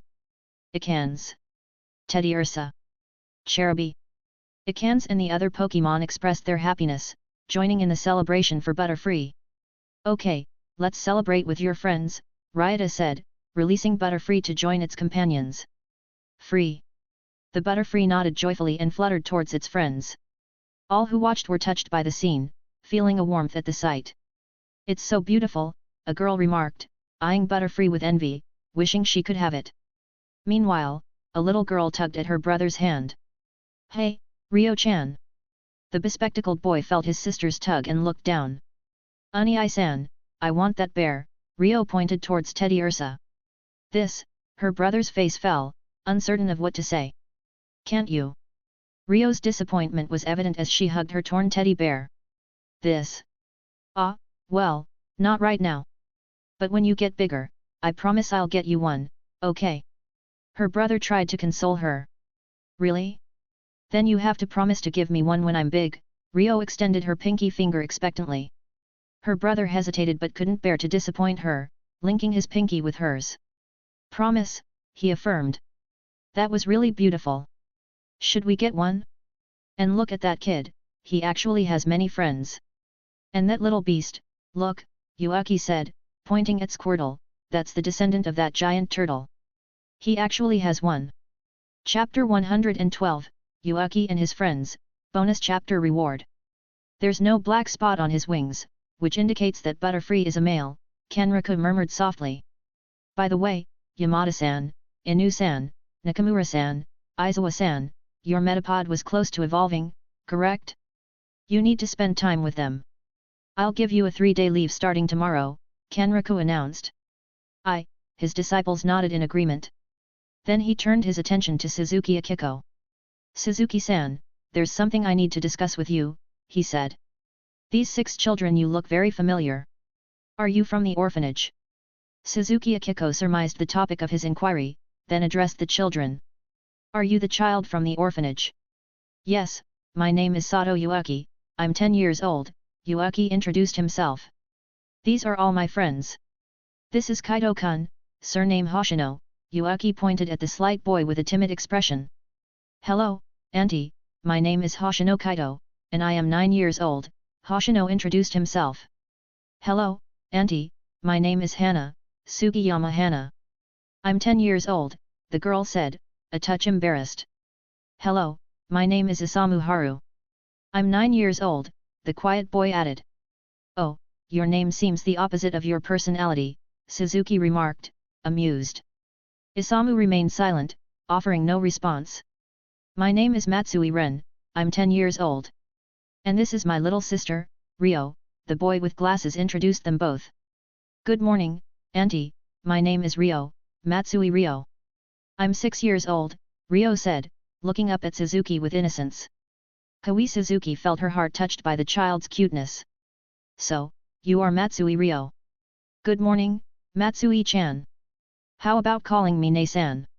My name is Suzuki Akiko, you can call me Suzuki Ne-san, Suzuki suggested, patting her head and holding back the urge to pinch her cheeks. Ren felt a twinge of dissatisfaction at the special attention his sister received but said nothing, not wanting to upset her. Suzuki Ne-chan? Suzuki Ne-chan, Suzuki Ne-chan. Rio repeated the name, enchanting Suzuki with her charm. So cute. She thought. Where's your principal? Did you get her permission to come here? Kanraku inquired of the children.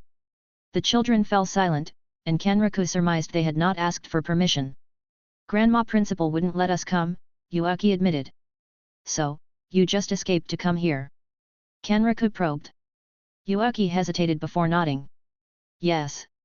Since you have no permission, I can't allow you to make contact with any of the beasts here, Kanraku stated directly, then turned to Inu. How is it going? It's already starting, Inu replied, focusing on inspecting the blood. Professor, why? I want to tame beasts. Yuaki protested. Why? Because you're here without permission. Honestly, it's a miracle you arrived safely, it's dangerous with so many beasts around. I'm relieved you've survived, otherwise, I wouldn't know what to tell your principal, Kanraku explained, sighing. He was secretly pleased that someone was taking the initiative to learn about beasts, but it was a pity they were just children, surely their principal wouldn't allow it. Professor, I'll go back to training, Floyd interjected, walking away with his Pokémon. Go ahead, Kanraku nodded in affirmation. Professor, Grandma principal really wouldn't let us if she knew, Yuaki said, sounding a bit helpless. That's why I'm suggesting an alternative, Kanraku offered. Yuaki and the other children looked confused. You don't need to tame beasts right now. First, you should learn from Suzuki-san, Kanraku instructed. That's why you asked me to come here, Suzuki Akiko realized her assignment.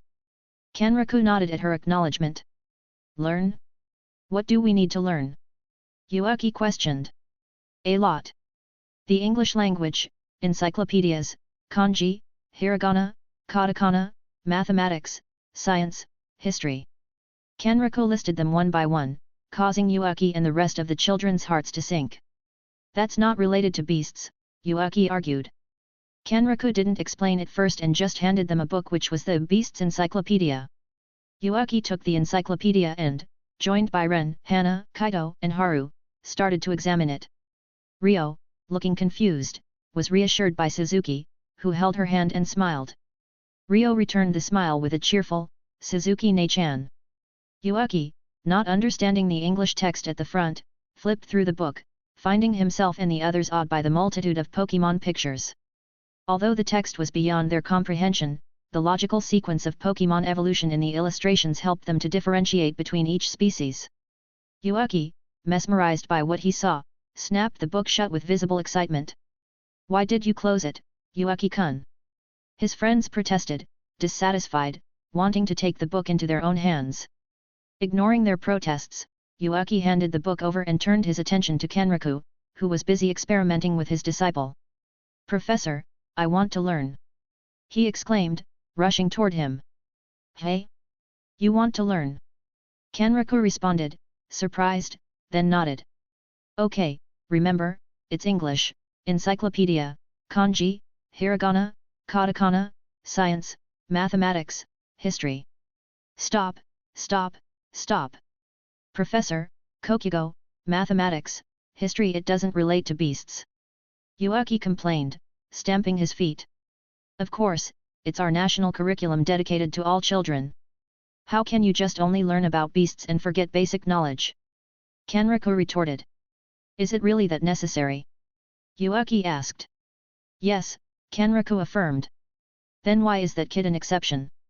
Yuaki pointed at Ryota, who was playing with his Pokémon. Who said he's an exception? That kid is intelligent. Do you want to try testing his knowledge? Kanraku challenged with a smile. Humph, I don't believe it, Yuaki muttered, snatching the book from his friends and rushing towards Ryota. Yuaki! His friends called after him. You, kid! I ask you! Yuaki! Rushed at him.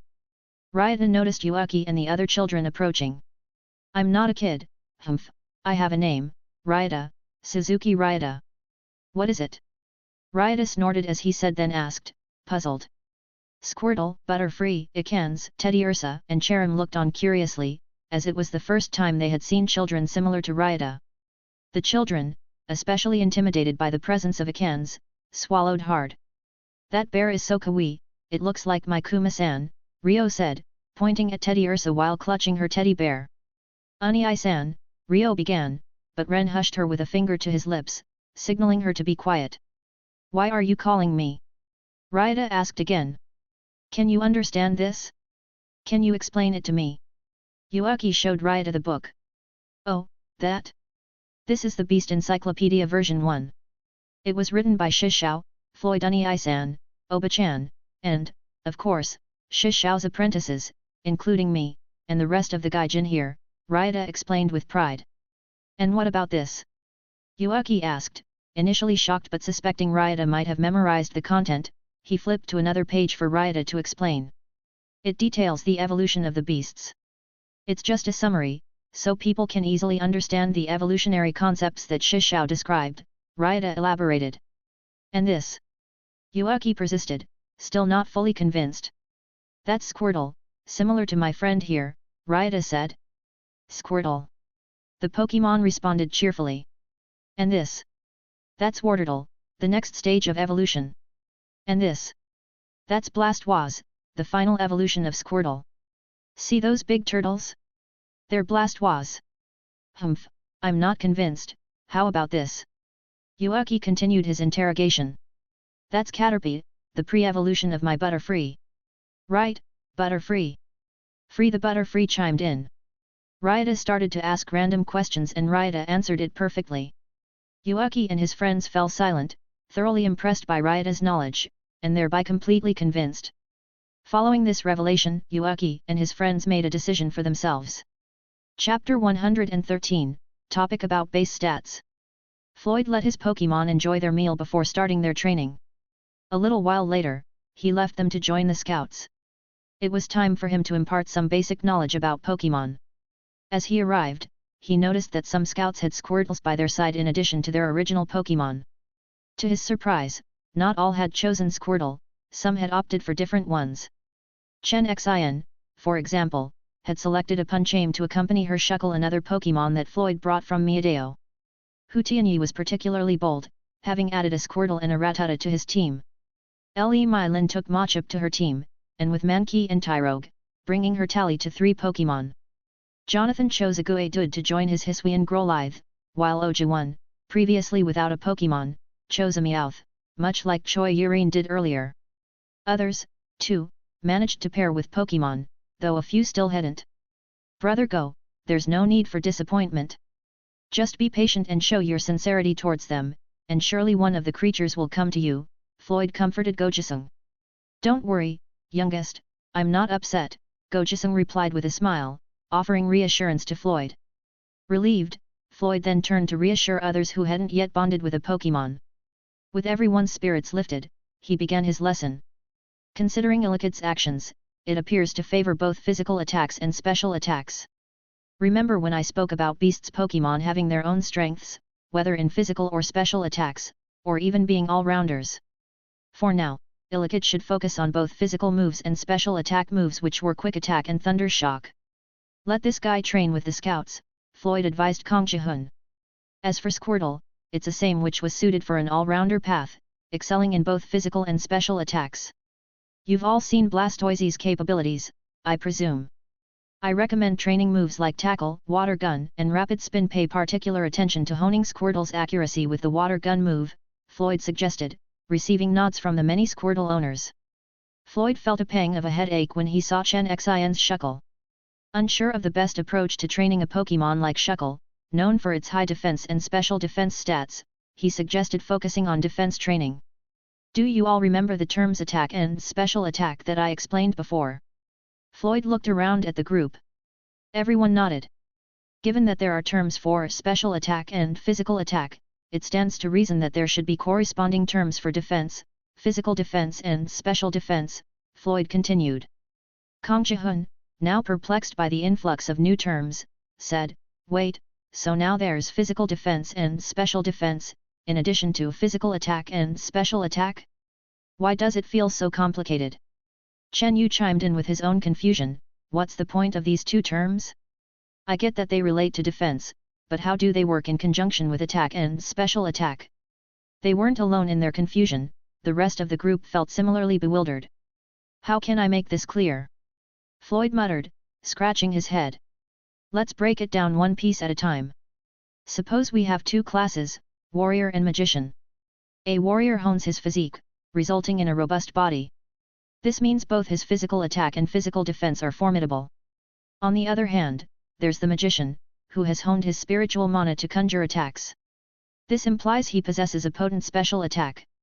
And not just that, the fact that he can conjure special attack magic means he's also capable of creating defensive magic, signifying a strong special defense. Each of these two classes has its own vulnerabilities. The warrior is strong in physical attack and defense but weak in special attack and special defense. If he is hit by a special attack, he should counter with special defense. However, because his special defense is weak, he will likely be overpowered.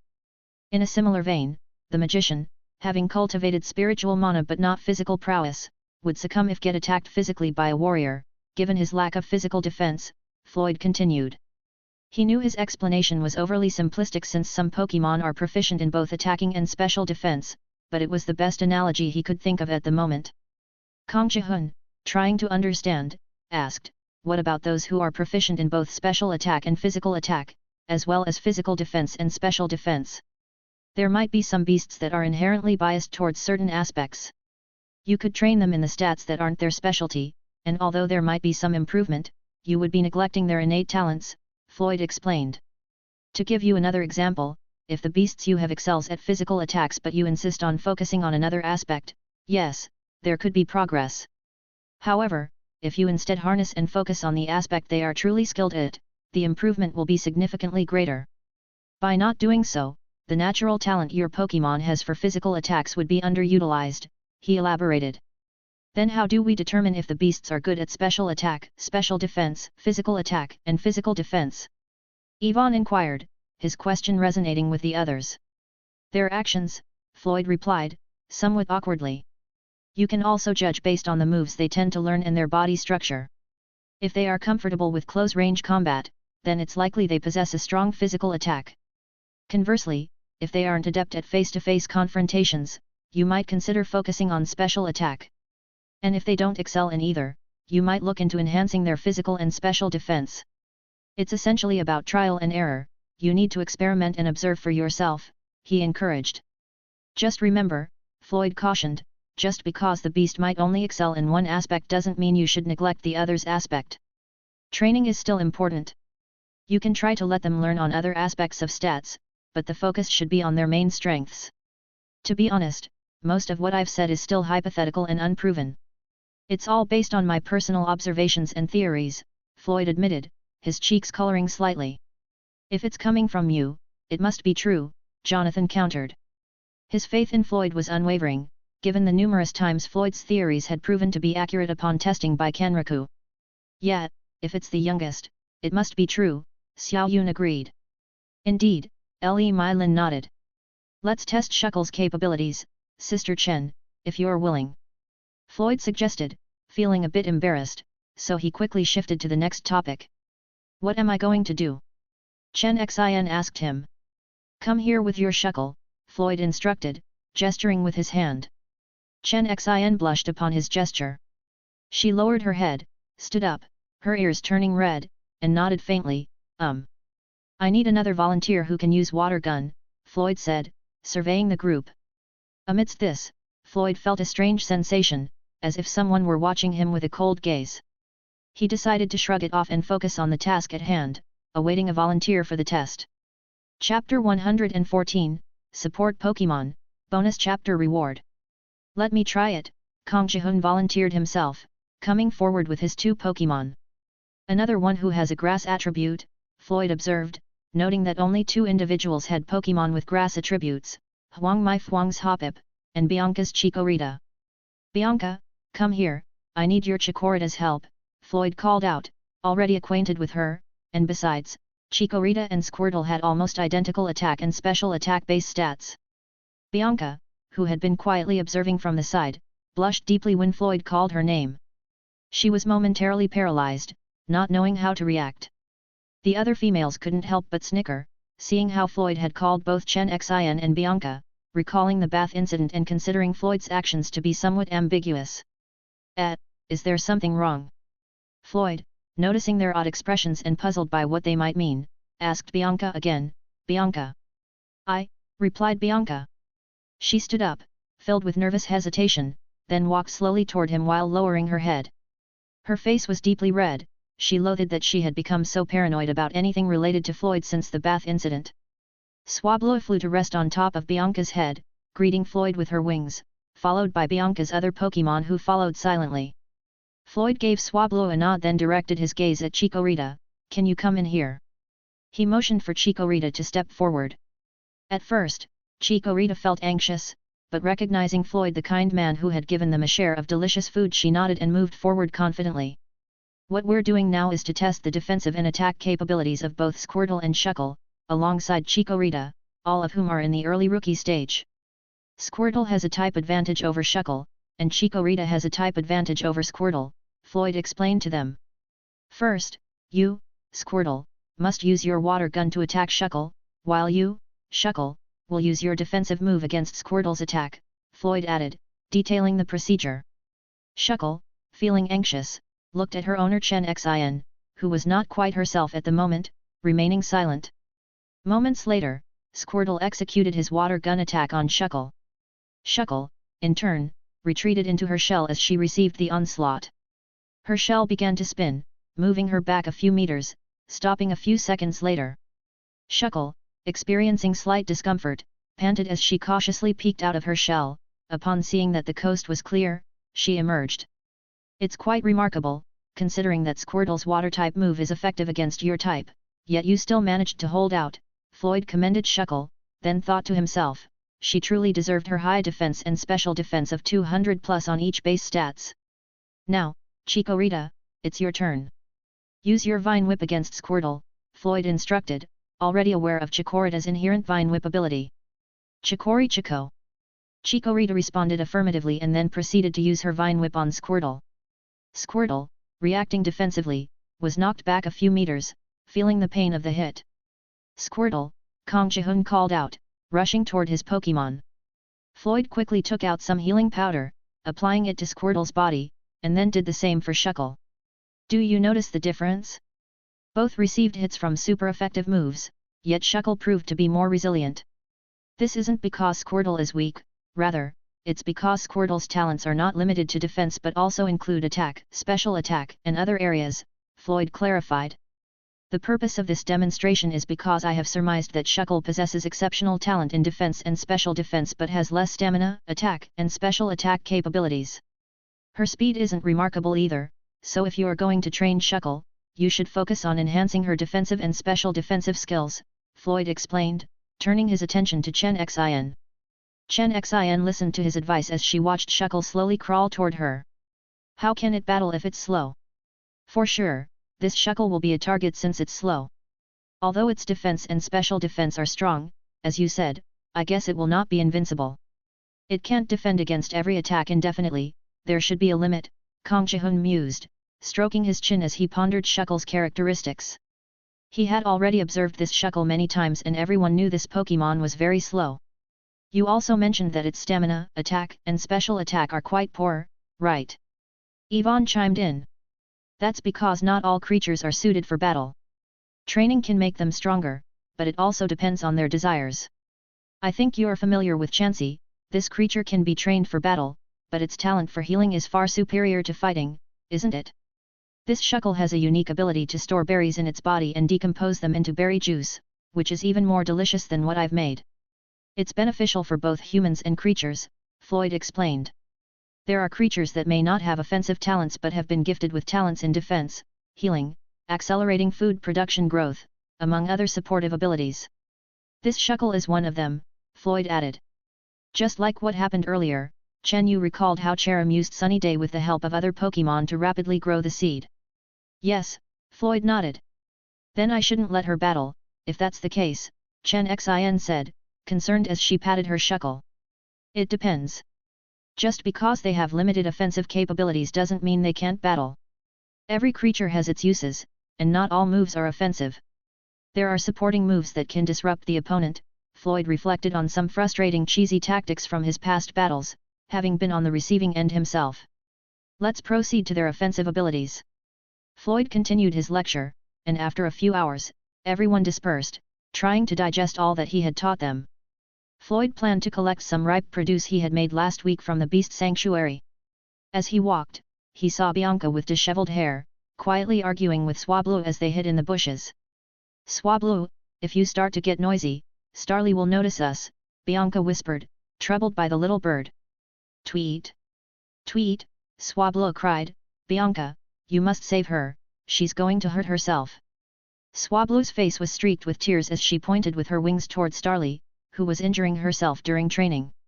Tailo, Puchina and Chikorita also felt sad but didn't dare to approach without Bianca's command. Even though Bianca couldn't understand Swablu's words, she comprehended the gestures. I know. Let me just find an opportunity to reach her because if she sees us, she'll run away, she reassured Swablu. Tweet! Tweet! Swablu persisted, you must hurry, tugging at her hair. Swablu, that hurts. Look at my hair, it's a mess again. If you keep pulling my hair, I might go bald, Bianca whispered to Swablu, feeling a mix of pain and embarrassment. Tweet! Tweet! Swablu responded, so, you must save her, or you'll go bald. Floyd, overhearing their conversation, looked in the direction they were focused on and saw Starly repeatedly crashing into a tree. This was Renming's Starly, and Floyd recognized her immediately. Chapter 115, Echoes of Empathy, Saving Starly. What the heck is she doing? Is she training? Floyd shook his head, thinking that what Starly was currently doing was not training but rather courting death. Swablu immediately noticed Floyd's presence and abruptly tugged at Bianca's hair. Ouch, what are you doing at? Floyd. Bianca was about to reprimand Swablu when she inadvertently caught sight of Floyd. Her face suddenly flushed, and she hurriedly detached Swablu from her hair. Tweet! What are you doing? That's my spot, humph, Swablu pouted, seeing Bianca remove her from Bianca's hair. Bianca turned her back to Floyd and awkwardly fixed her hair. Bianca, are you watching that bird? Floyd stopped mid-sentence when Bianca suddenly blurted out, hi. Hey? Hi? What? Floyd was puzzled and inquired further. Nothing, don't mind it, Bianca stammered, reverting to her previous state of stuttering. Floyd sighed, wondering if there was a remedy for stuttering. He really wanted to give Bianca one. I'm asking because I saw you observing that bird earlier, so how about you take that bird into your team, Floyd suggested, looking at her. Bianca averted her gaze. Me? I. She was at a loss for words. Yes, you, Floyd quickly interjected, knowing that waiting for Bianca to finish could take a while, so he simply nodded. I'm not as sure, Bianca hesitated, but Floyd assured her, that bird already has no owner, and if we let her go alone, for sure she would die. Come on, let's go, Floyd encouraged, tapping her shoulder and walking towards Starly. Hi! Bianca's face turned beet red again at his action, and she froze in place, becoming like a statue. Tweet! Bianca, are you okay? Swablu expressed concern. Swablu was about to land on top of Bianca's head when Bianca shielded herself, saying to Swablu, no. Tweet! Why? Swablu became agitated, attempting to perch on Bianca's head, but she continued to fend her off while covering her head with her hands. Tweet! That's mine, how could you? Swablu protested. Meanwhile, Starly noticed Floyd approaching her. She was looking worse for wear and feeling dizzy. She tried to fly away, anticipating that these humans would return her to Chansey again. She didn't want to go back wrapped in bandages, all she desired was to train, to become stronger. But her dizziness overwhelmed her, causing her to sway in midair, and Floyd quickly caught her. Starly continued to struggle in Floyd's grasp but lacked the strength to free herself. Look at your body, it's covered in bruises. Stop moving, or you'll aggravate your wounds, Floyd admonished the stubborn little bird. He carefully held the uninjured part of her chin with his right hand, as Starly's head and beak were already injured, while supporting Starly's back at the center of her two wings with his left hand. Starly persisted in her struggle, flapping her wings and kicking with her small feet, but it was futile against Floyd's hold. With both of his hands occupied, Floyd couldn't move, he couldn't reach for the healing powder on his back. His Pokémon were also not present, as they were currently training. Bianca, what the hell are you doing there? Come here and help me. Floyd's frustration grew as he called out to the unresponsive woman. Starly felt the pain intensifying with her continuous movements but still strived to escape. Why yes, it was the first time Bianca had been scolded by Floyd, and she felt mortified as she hurried over to him, bowing her head. Tweet, humph, serves you right, Swablu seemed to express with a touch of vindictiveness. Swablu, Chikorita, Puchina, and Talo followed behind. What am I going to do? Bianca had already appeared behind him. Floyd was surprised that she could speak directly, thinking, does she need to be scolded before she can speak normally? But he dismissed the thought, as he was still cradling Starly in his hands. Floyd felt like he was holding a struggling chicken about to be slaughtered. Unable to turn around, he lowered his back and instructed Bianca behind his backpack, you know what it looks like, right? The healing powder, get it. Thi this, Bianca snapped back to reality, realizing she was near Floyd's back, her face flushed with embarrassment, and she hesitated to move. Hurry up! Floyd, noticing her hesitation, tried his method of shouting again. Hi yes! Bianca felt pressured and began to act. Tweet, finally! Swablu cheered, raising her right wing, having finally managed to perch on Bianca's head. Bianca ignored her and started searching Floyd's backpack, surprised by its capacity. What is this? The space inside is unscientific. Bianca marveled internally, as Floyd unknowingly revealed one of his secrets to someone he wasn't close with. Starly began to feel weakened and dizzy. The backlash of her previous injuries started to resurface, but with her willpower, she was determined and struggled to stay conscious. Starly, do you realize what you're doing? You're risking your life, you're courting death. Do you think you'll get stronger this way? No, you're only hastening your end. You know nothing, you lack the nutrition to sustain your training, and your training methods are improper. Why didn't you ask us for guidance? It would have been easier, and I could have taught you. Floyd expressed all he wanted to Starly, hoping she would calm down. Starly ceased her struggles when she heard Floyd's words and began to reflect. She recalled the time she couldn't assist her master, feeling powerless due to her weakness. Hu Tianyi's question, why are you still alive, still echoed in her mind. She wondered that person was right, her master was dead, so why was she still alive? Then tears began to fall, star. Seeing her cry, Floyd's heart softened, and he gently hugged her, caressing and patting her head, offering her a comforting embrace, allowing her to weep against his chest and release her sorrow. Starly didn't resist this time, she clung to Floyd, continuing to release her pent-up grief. Tweet, poor little bird, Swablu, already teary-eyed, moved to Floyd's right shoulder and gently patted Starly's head with her wing. Talo, also moved, flew to Floyd's left shoulder and touched Starly's head with his wing. Chikorita and Puchina, also moved by sympathy, cried as they rushed to Floyd's leg. Bianca, have you found it? Floyd inquired. Is this it? Bianca presented the bottle to him. Yes, that's the one, Floyd confirmed, then he gently placed Starly on the ground, and said, you want to get stronger, right? So this time, you must listen to me and heal. We will guide you on how to train properly. Starly, still emotional and feeling the warmth from Floyd, seemed convinced and nodded. Swablu and the rest of Bianca's Pokémon gathered around Starly, full of concern. Floyd carefully applied the healing powder to each of Starly's bruises. Starly felt comforted, the pain in her body was still present, but it had lessened thanks to the healing powder. Chapter 116, Misunderstanding. Here, Floyd said as he handed Starly to Bianca. What? Bianca was taken aback by his actions. Take her, so I can apply the powder more easily, Floyd said. To be honest, Floyd just wanted to give Bianca and Starly some quality time together.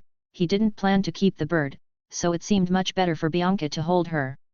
I, Bianca stuttered, hesitant at first, but Floyd didn't give her a chance to refuse and gently placed Starly in her lap, then proceeded to administer the healing powder. Bianca felt a rush of embarrassment from the scene, with Floyd in front of her, sprinkling healing powder on Starly. She harbored another thought that sent her face flushing red, extending to her neck and ears. She lowered her head to hide her embarrassment from Floyd. Starly felt comfortable, then slowly closed her eyes and drifted to sleep in Bianca's lap. Oh, cough, what did I stumble upon? Am I interrupting something here? I should go back.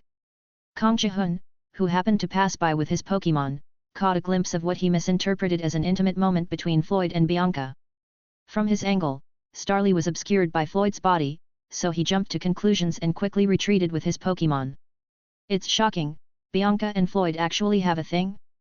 Hehe, if the boys find out, they'll be heartbroken, Kanraku murmured to himself, smirking at the thought of the other men's reactions. As the vice-captain, he was privy to gossip among the men. Even with the issue involving Choi Yurine, he often feigned ignorance. He knew that several men fancied Bianca but were too intimidated by her personality to make a bold move. And no, it's not what it looks like. Bianca attempted to clarify when she noticed Kang Ji-hun's hasty departure, but it was already too late. Her face turned an even deeper shade of red from the misunderstanding. Floyd, confused by Kang Ji-hun's reaction, turned to see Bianca's flustered state and something clicked for him. Realizing how their situation might appear to an outsider, his face turned red as well. Standing up quickly, he said, Bianca, please look after Starly to ensure her health.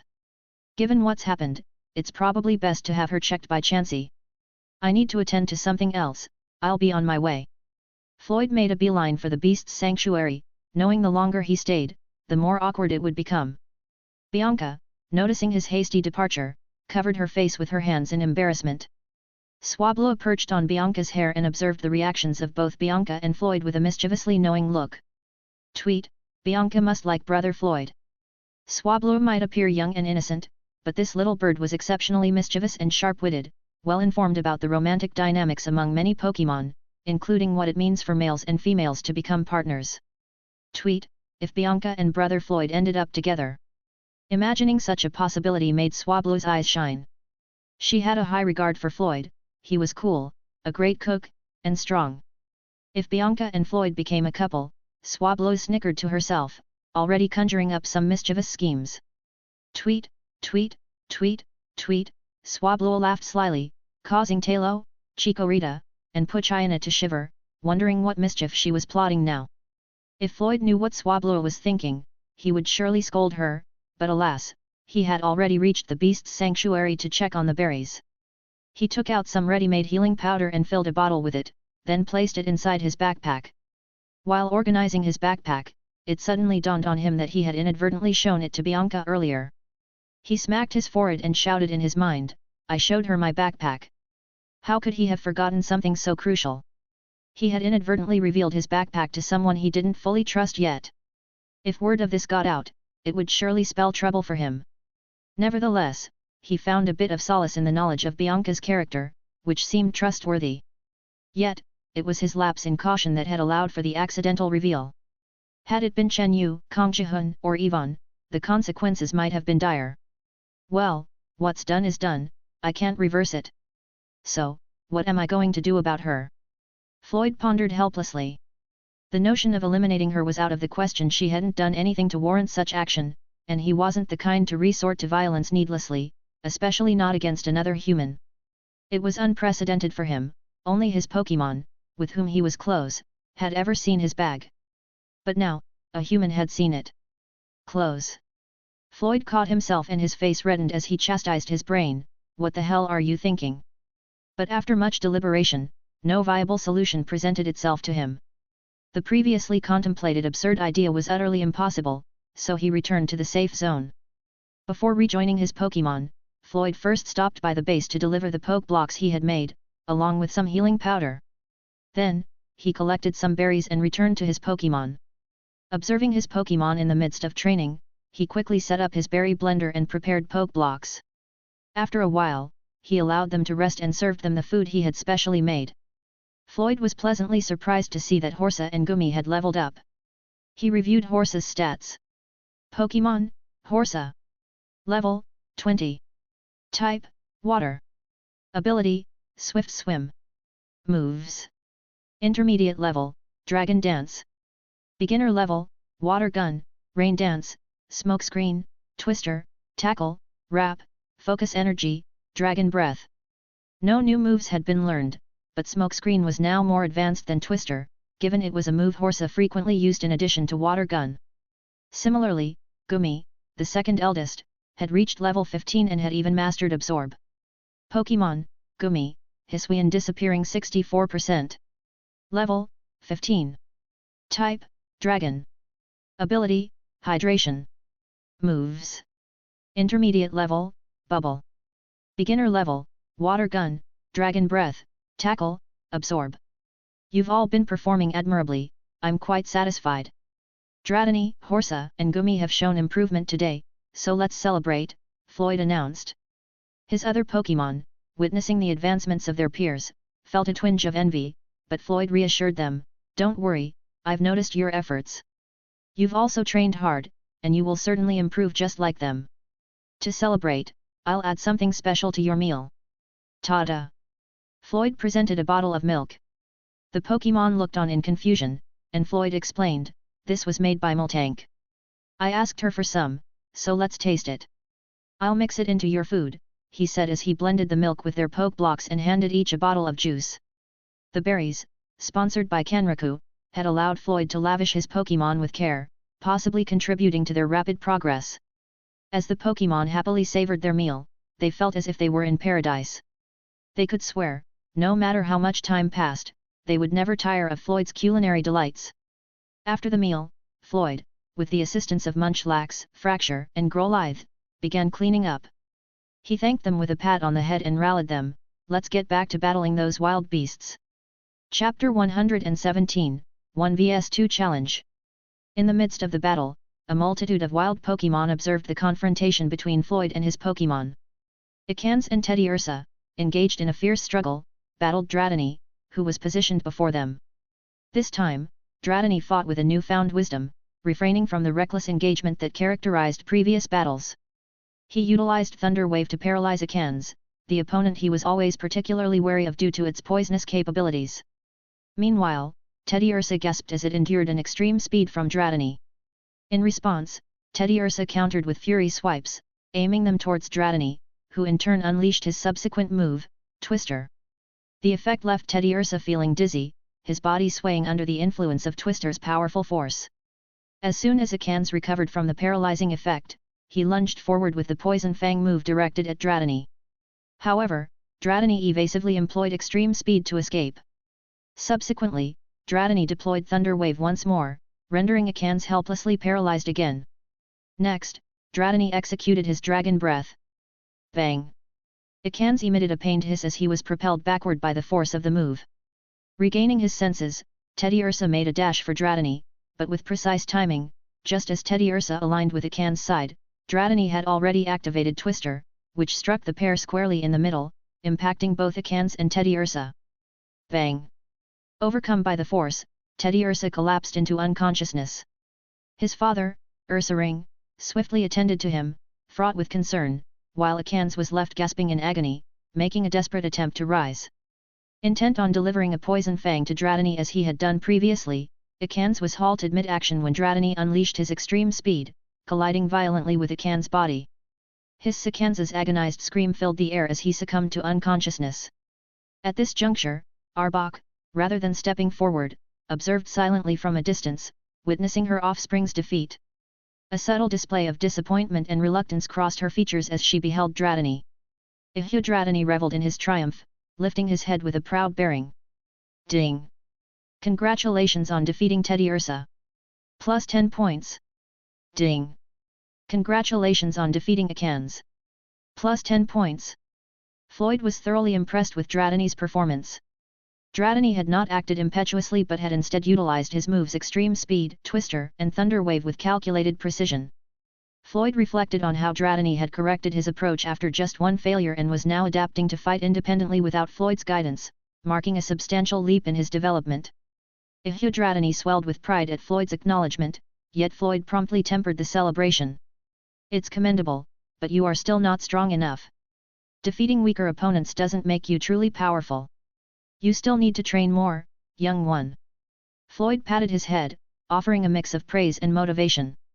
Dratini, though disappointed, nodded, understanding that Floyd was indeed right. Its strength had not yet matured enough, it wasn't even comparable to that of Fracture, Blastoise, or its own mother. Therefore, there was no reason for it to be proud. For Dratini, these three Pokémon were the benchmarks of strength, and it was clear that it could not yet defeat them. Much more training was necessary to catch up. Floyd's other Pokémon celebrated Dratini's victory, and some were envious, yearning for their own chance to battle, like the leader Gumi and Growlithe. Floyd reassured them, prepare yourselves for a few days, and then it will be your turn.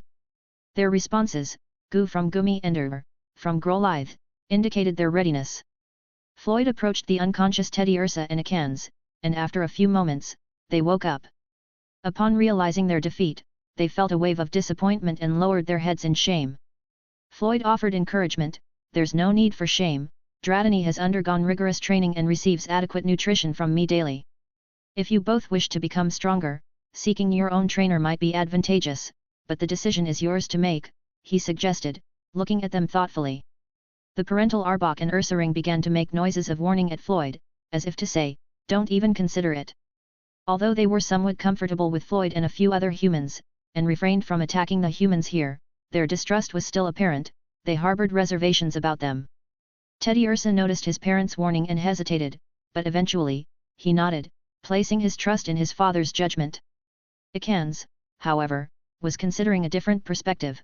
He thought of Ryota and Floyd Ryota, who wanted to befriend him and create bonds, leading to more friendships, and Floyd, a capable trainer whose Pokémon were strong and continuously improving. Dratini was a prime example of this. Arbok, sensing her sons conflicted in thought, became alert and moved towards Floyd. Floyd and his Pokémon tensed, watching her actions closely. Sharbok! Arbok issued a challenge to Floyd in the form of a battle cry. Do you want to fight? Floyd expressed his surprise at Arbok's challenge. All the wild Pokémon looked on in astonishment, pondering whether she was courting death. Ekans, concerned for his mother, hissed a warning to her. Arbok dismissed her son's concerns and maintained her gaze on Floyd. Sharbok, she reiterated her challenge. Floyd, understanding her intent, frowned.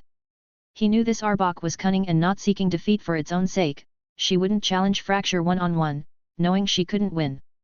Arbok's intention was to demonstrate to her son that strength doesn't necessarily come from having a trainer, inherent power as a Pokémon was sufficient. Yet, she was also aware that she didn't possess the strength to face Axew alone, which is why she shamelessly proposed a 2-on-1 battle. A 2-on-1 battle at the rookie level differed significantly from one at the ace level. At this advanced stage, Pokémon usually have a developed skill set and are mostly fully evolved.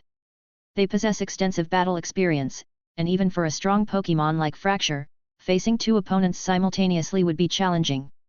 Ursaring understood what Arbok was implying, that he would join her in battling Fracture. The thought excited him.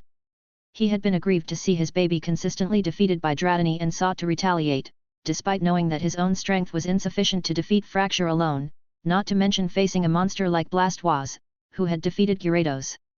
He felt helpless. Now, this battle, initiated by Floyd from the beginning, offered an opportunity. Knowing that Floyd would not cause harm, even in defeat, Ursaring considered it might be a good idea to join Arbok in battling Floyd's Fracture. While he harbored no ill will towards Floyd and his Pokémon, Ursaring desired to avenge his baby's suffering and demonstrate his might to his son. The ignominy of a 2-on-1 fight was of no concern to him. Floyd contemplated the situation, realizing it would be difficult for Fracture to take on both of them, as it was at the pinnacle of the pro level and not yet an ace. If Fracture were to fight these two ace level, fully evolved Pokémon alone, it would likely lose. However, Floyd also saw an opportunity. This could be the chance for Fracture to reach level 40 and ascend to ace level. The prospect of a 2-on-1 battle caused Floyd to hesitate. He pondered over the situation, looking for an alternative strategy. Then, an idea struck him, and a sly smile crossed his face as he turned his gaze back to Arbok, who felt a chill of apprehension at his expression, wondering what Floyd was planning to do next. Chapter 118, Clash. Fine, I'll accept it, but before that, Floyd nodded, then reached into his backpack. He retrieved a bag and handed it to Akens and Teddy Ursa. Although you lost the battle, I keep my promise. Although it's not as much as before, but remember, you have lost. This is yours, take it. The eyes of Akens and Teddy Ursa lit up with joy as they accepted their reward. Many wild Pokémon, witnessing this, felt a pang of envy and fixed their gazes on Floyd. Some contemplated challenging Floyd themselves, but with Arbok and Ursaring present, they hesitated to step forward this time. Floyd then returned to his previous position and focused on Fracture. Fracture, is it okay for you? He inquired. Without any hesitation or question, trusting that Floyd had a plan, Fracture stepped forward. Even if there was a significant chance of defeat, it did not matter. If he lost, he would simply train to become stronger. Floyd took solace in having Pokémon like Fracture and Dratini, battle and training enthusiasts who spared him any trouble with their rigorous preparation. Fracture, use Dragon Dance first, Floyd whispered. Fracture nodded and began to spin. Arbok and Ursaring watched in confusion and alertness, trying to discern Floyd's intentions. They recalled the previous night's scene where Gyarados had spun, but they were unaware of the actual effects of Dragon Dance, which could enhance a Pokémon's attack and speed, since they had only seen Gyarados lose after using the move against Fracture and Blastoise. Arbok, driven by instinct, sensed potential danger and hissed at Floyd to start the battle immediately. Ursaring also braced himself, focusing intently on Floyd and especially on Fracture, eager to engage in combat. Floyd responded with a smile and a nod, okay, let's fight. With the benefit of one stack of Dragon Dance, he deemed it sufficient to face both Arbok and Ursaring. Despite the challenge posed by two opponents, Floyd was prepared to accept the outcome, whether victory or defeat. He refrained from allowing Fracture a second stack of Dragon Dance, it would be unfair to the opponent, and it wouldn't aid Fracture's growth if he always overpowered his foes with such an advantage. Truthfully, Floyd considered even one use of Dragon Dance to be an unfair edge, but since Arbok slyly proposed a 2-on-1 battle, he shamelessly let Fracture use it once, exploiting the two Pokémon's ignorance. But he only used it once because if he were to use Dragon Dance again, it would be unfair to the opponent's side. He reasoned out that if he used another Dragon Dance, it should be in the battle and in a scenario where his opponent could interrupt, which would be more fair. After a moment, Fracture finished spinning and faced Arbok and Ursaring with determination. These were the Pokémon he had previously defeated, but this time, the challenge was greater, as he would face both at once, even with the advantage of Dragon Dance. I'll toss a coin, announced Floyd. He threw a coin into the air and after a brief moment, with a pong, it landed on the ground, signaling the start of the battle. Arbok hissed. Roar Ursaring bellowed. They wasted no time and charged towards Fracture. Ursaring launched a hammer arm attack while Arbok struck with Poison Fang. Arbok was familiar with the effects of Poison Fang, a move she frequently used on her prey. After evolving and learning Crunch, she favored it for its power, usually followed by Poison Fang. However, after observing Dratini's and Akan's earlier battle, she recognized that power alone was not sufficient, strategy was also necessary. Poison Fang offered both formidable strength and the added effect of poison, which made it a superior choice. Protect, Floyd commanded with intense focus. He could not afford a defeat in this battle. For him, it was not only about Fracture's improvement but also about demonstrating to the other wild Pokémon his sincere and pure intention to engage in battle without malice and without intending any harm. And it would be significantly advantageous for him to win this game and secure the points. Fracture employed the Protect move, positioning both hands defensively. He felt the intense force of the combined assault from Arbok and Ursaring pressing down on him, causing his body to start sinking into the ground. However, leveraging the momentum of his own body, Fracture pivoted and rotated his arms, successfully managing to deflect the offensive and sending both attackers reeling back several meters, much to their astonishment. Fracture had astonishingly managed to deflect both attacks simultaneously. Such a feat seemed impossible. Arbok and Ursaring, taken aback, paused in disbelief. Seizing the moment, Floyd commanded, Fracture, use Dig. At Floyd's shout, Ursaring and Arbok snapped to attention, but it was too late.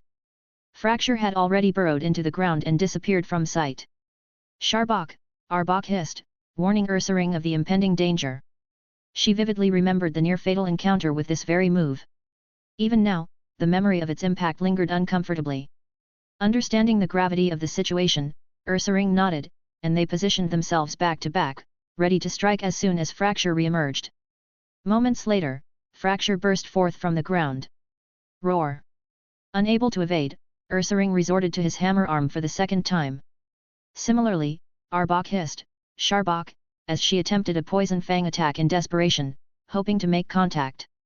However, Fracture's attack connected first. Given their proximity, both opponents were hit, with Arbok suffering more due to the ground-type move's suppression of her poison type. In the ensuing chaos, Arbok and Ursaring cried out in agony, with Arbok particularly distressed. Her attack deviated off course, allowing Fracture to avoid her, but he could not avoid Ursaring's hammer arm. Bang! Fracture felt a surge of pain as Ursaring's blow slammed him to the ground. Meanwhile, Arbok, still writhing in pain, inadvertently touched Fracture with her tail. Sensing his presence, she instinctively coiled her tail around him. Fracture, break free! Use Dragon Claw, then protect, Floyd instructed urgently, especially seeing Ursaring gearing up for another move. A verdant energy enveloped Fracture's claws, and as Ursaring rushed toward him, Fracture slashed at Arbok's tail, seeking to escape her bind. Screech! Screech!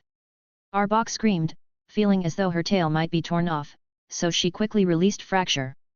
The buff from Fracture's dragon dance was no trivial matter. Ursaring, now fueled by rage, launched a payback attack with his right arm. But Fracture, with exact timing, activated Protect. Arbok also lunged with a poison fang attack.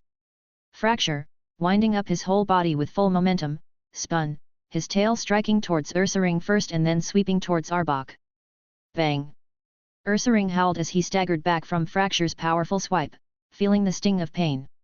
Arbok and Fracture collided, while Fracture couldn't avoid the poison fang, Arbok bore the brunt of the damage. She had endured the brunt of Fracture's dig, Dragon Claw and now breaking swipe, all amplified by Dragon Dance. Overwhelmed, Arbok collapsed, feeling dizzy and weak, as if her body was no longer her own.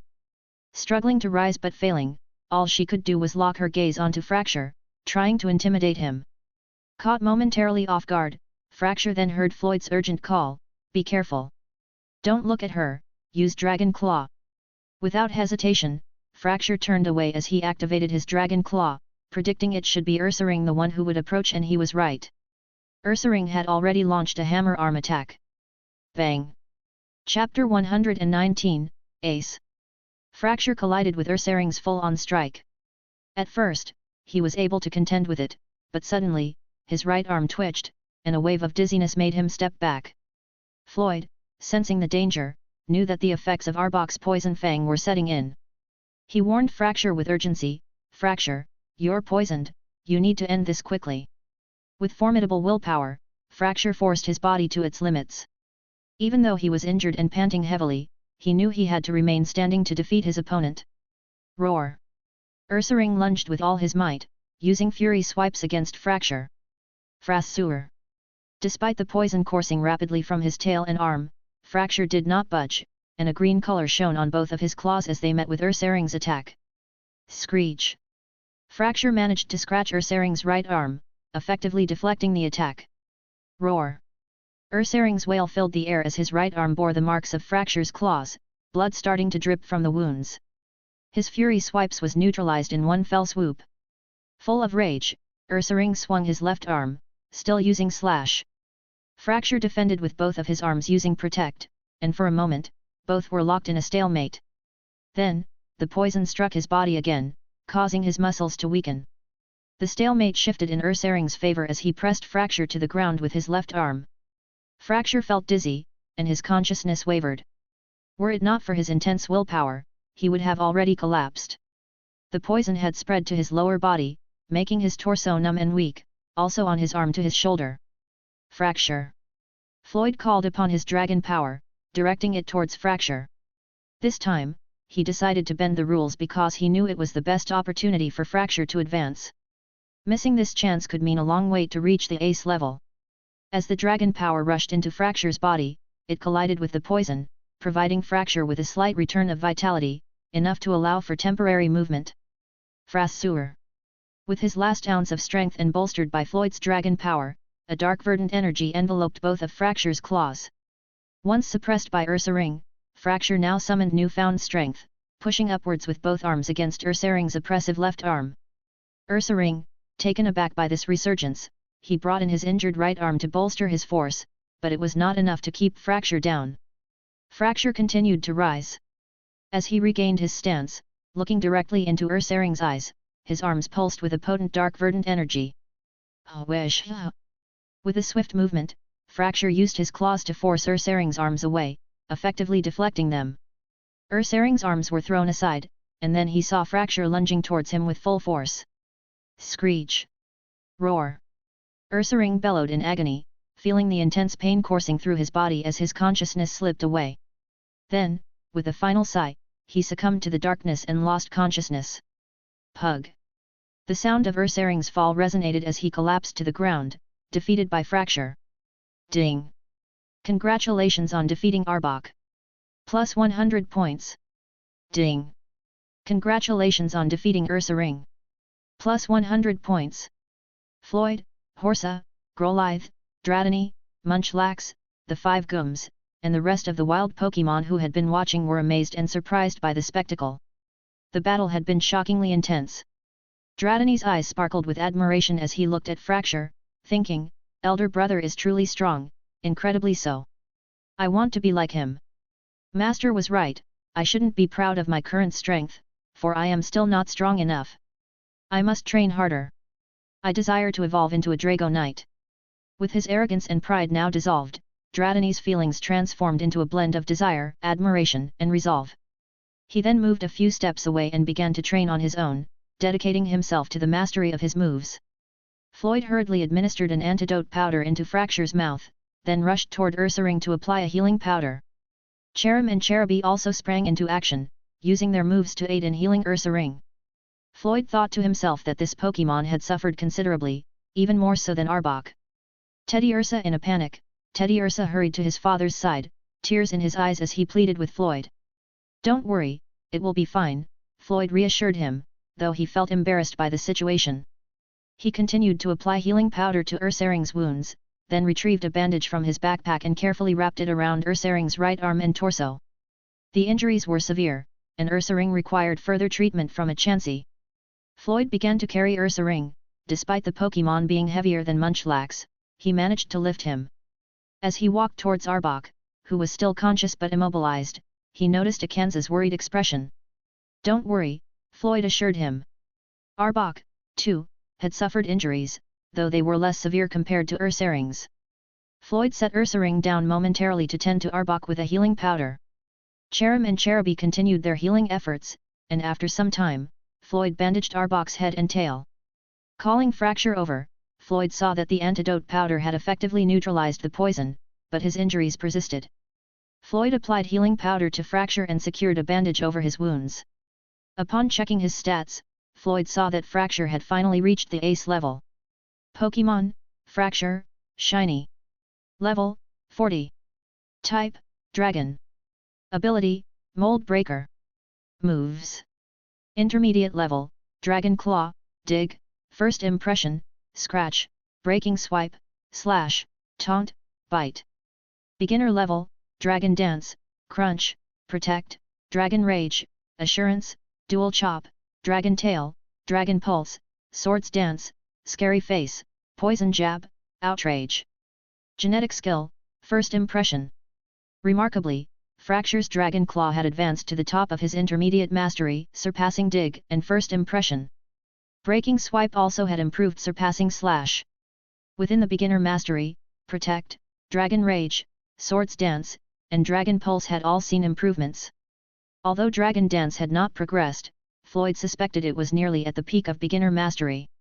And unexpectedly, Fracture had acquired Poison Jab. Floyd surmised this was due to Fracture's last desperate fight while extremely poisoned, combined with the breakthrough to the Ace level and the Dragon power that had fought the poison, enabling him to defeat Ursaring. Despite the risks, the battle's outcome had been fortuitous for Fracture. Noticing Fracture's eyes fluttering closed, Floyd realized his Pokémon was exhausted and needed rest. Munchlax, carry your brother. We're going to Chansey, he instructed. Other than Fracture, Munchlax was the most dependable when it came to assistance. With a nod, Munchlax lifted Fracture. Though Fracture attempted to resist, Floyd advised him to relax and sleep. Fatigued from the battle, Fracture soon fell asleep. Turning to his other Pokémon, Floyd commanded, Horsa, Growlithe, Gumi, find Dratini and tell him he needs to come with me to Chansey. If he resists, you just have to beat him. Horsa responded with a mischievous snicker, while Gumi and Growlithe regarded Dratini with sympathetic glances towards who was training few meters away, as if to apologize for the impending intervention. Floyd then hoisted Ursaring onto his back and made his way to the Beast Sanctuary, with all his Pokémon, including Teddy Ursa, following behind. Chapter 120, Threads of Connection. As Floyd walked toward the Beast Sanctuary, Pokémon such as Machoke, Geodude and Mankey came to assist him in carrying Ursaring. Chen Yu was also there with Kong Jihun and other members of their team. They noticed him and the other Pokémon with Ursaring and inquired about what had happened. Floyd, feeling somewhat embarrassed, admitted that his Fracture had defeated Ursaring. This confession led them to give him strange looks, though they seemed to accept such occurrences as normal for Floyd. Kong Jihun and many members of the group, including Chen Xin, whose face was flushed, asked Floyd if he had some time to guide them with their Pokémon. Most of them had already acquired a second Pokémon, and some were with their first. They even had plans to train more Pokémon, aspiring to be like Floyd or to surpass him. Floyd wanted to suggest that they focus on training only a few Pokémon for now, but considering the number of Pokémon he himself had, he felt it might come across as hypocritical.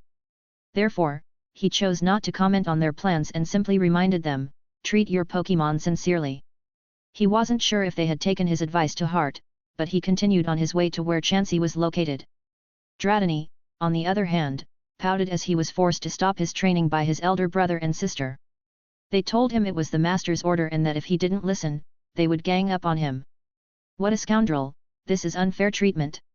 If you want to fight, you should fight fair and square, one-on-one. Clearly, I'm the younger one, and yet you have the nerve to gang up on me. Dratini thought, feeling aggrieved. Reluctantly, he followed them. A short while later, they came across Chansey happily eating with some other Pokémon. Chansey was quite popular in these parts. She was initially delighted to see Growlithe but was shocked to notice the unconscious Ursaring and rushed to its aid.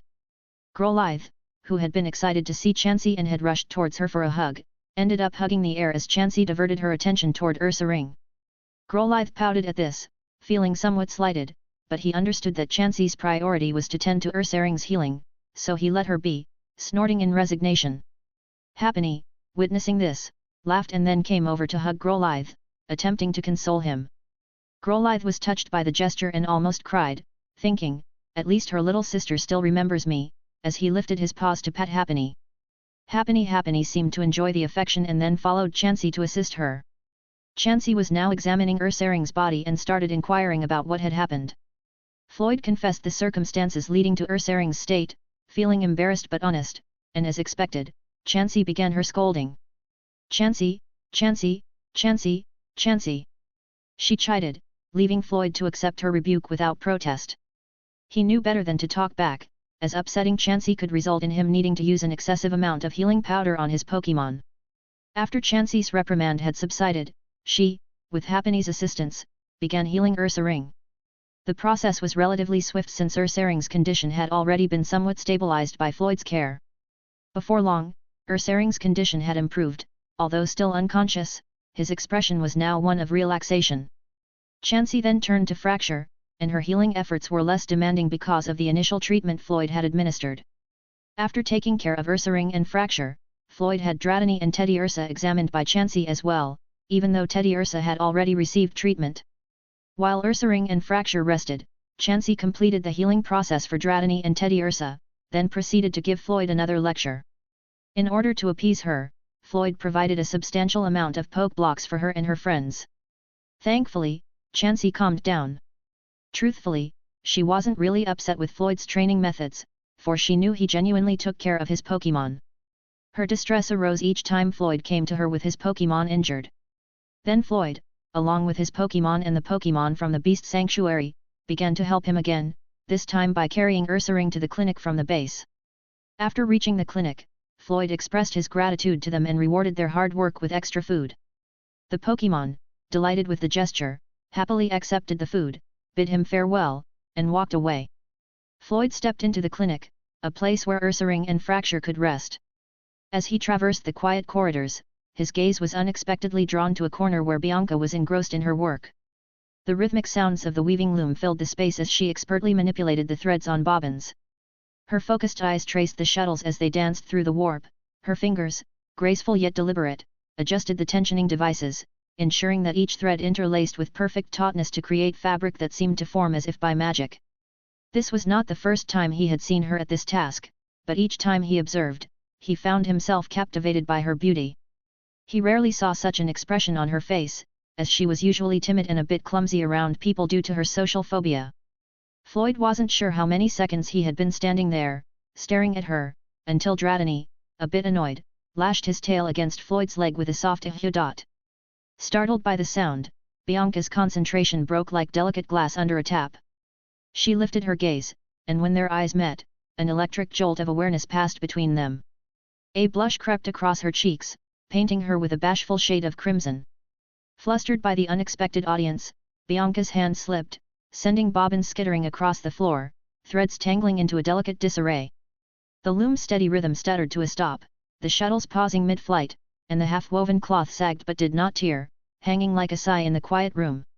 Despite the momentary disorder, nothing was irreparably damaged. Floyd, feeling the heat of embarrassment on his face, cursed himself for standing too long and staring at her, which was not appropriate. I'm sorry," Bianca stammered, equally embarrassed as she gathered the half-woven cloth from the ground. "No, it's not your fault, it's mine. I've disturbed you.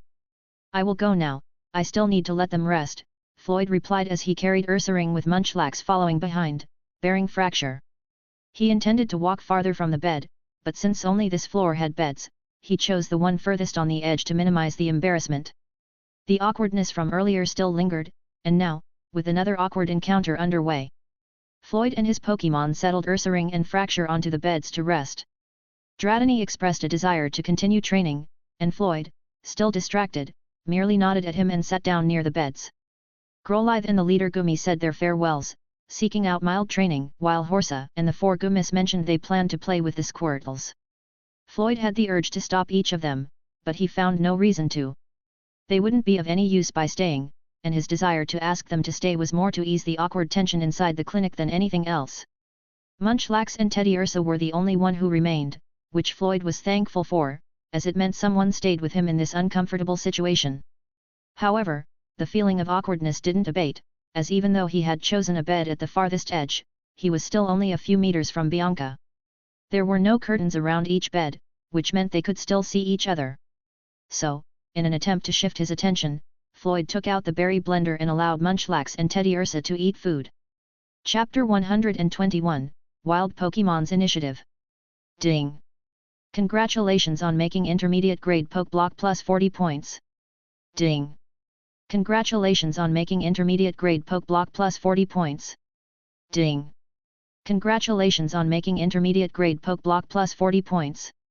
In an effort to alleviate the embarrassment, Floyd focused his attention on making Pokeblocks. As he did so, his points increased once more, surpassing 1,000. Floyd understood the reason for Bianca's presence. She was there to keep watch over the sleeping Starly on the bed. Initially, when he first arrived, Floyd hadn't noticed Starly, but as he sneakily glanced at Bianca while preparing a Pokeblock, he happened to see the Pokémon. Bianca's other Pokémon weren't there, except for Poochyena, who had just arrived a few minutes earlier and lay down beside Bianca, surprised to see Floyd there. Bianca, meanwhile, struggled to focus on her work, feeling uneasy. She tried to steal glances at Floyd, who was absorbed in his task, and attempted to regain her composure and concentrate on her weaving. "Boss, you're here. I missed you. Haven't you played with me anymore?" Swablu greeted Horsa with a cheerful flutter of her wings. "It's not that I can't play, but I haven't had much time. Master has been strictly training me, and I'm so pitiful _" Horsa responded with sadness. "Yes, boss, you are indeed very pitiful," Swablu sympathized, her eyes suddenly lighting up as she remembered something important. Boss, I have something to tell you, I have a secret. A secret? What is it? Horsa, previously immersed in sadness, now perked up, intrigued by the secret that Swablu mentioned. Swablu leaned in and whispered into Horsa's ears. After a moment, Horsa's eyes widened in surprise. Really? I'm not joking, I saw it, Swablu assured her. Now that I think about it, earlier, it did feel weird. There must be something going on with them, Horsa speculated, sharing her thoughts with Swablu. Boss, how about we? Swablu suggested, whispering again with a mischievous gleam in her eyes. You little bird, you're so cunning, Horsa chuckled. Coo, of course, Swablu laughed proudly. We should definitely make a plan, Horsa said, and they both started to brainstorm. After a few moments, they agreed, okay, tomorrow, nodding in unison. They both began to laugh, looking forward to their mischievous plan for the following day. An hour later, Ursaring awoke, confused to find himself in an unfamiliar setting. He saw his son sleeping beside him and noticed Floyd busily making poke blocks, while Munchlax lay sleeping. Chansey had returned to her clinic with Happiny. Seeing Ursaring awake, she greeted him happily, relieved to see he was fine. Oh, you're awake. Let's go back then, young one. Wake up, we're heading back, Floyd gently tapped Munchlax's head. Mumun Munchlax. Munchlax slowly opened his eyes, saw Floyd, and questioned, Munchlax. We're leaving. Let's go, Floyd urged and then proceeded to head outside with the Pokémon. He also noticed Bianca sleeping with Chikorita and Starly, while Poochyena silently guarded them and nodded at Floyd. Floyd returned the nod and continued on his way. A few moments later, they returned to the safe zone. The wild Pokémon there looked at them, surprised to see Ursaring perfectly fine and without any visible injuries. They were somewhat astonished, knowing that Ursaring had been severely injured before and that healing him might have taken several days. Ikans joyfully greeted Teddy Ursa. Floyd then offered food to Ursaring and Arbok. I keep my promise. Here's your reward for being the first to challenge my fracture and helping him. I'm giving you a victory prize, even though you lost, he said, adding a bit extra, considering what fracture had gained was greater. The poke block was of intermediate grade, specifically tailored for normal and poison types, ideal for Arbok and Ursaring. Both Ursaring and Arbok were surprised and sighed in relief, seeing that Floyd really kept his promise and even did more. They had already started to trust Floyd's credibility and began considering whether they wanted to fight again. Other wild Pokémon, envious of Ursaring and Arbok's treatment, couldn't contain themselves. Beedrill rushed towards Floyd, eager to challenge him. This was followed by others like Onyx, Radon, Weepinbell, and almost all the wild Pokémon there, but unfortunately, Floyd didn't have his Pokémon with him other than Munchlax this time.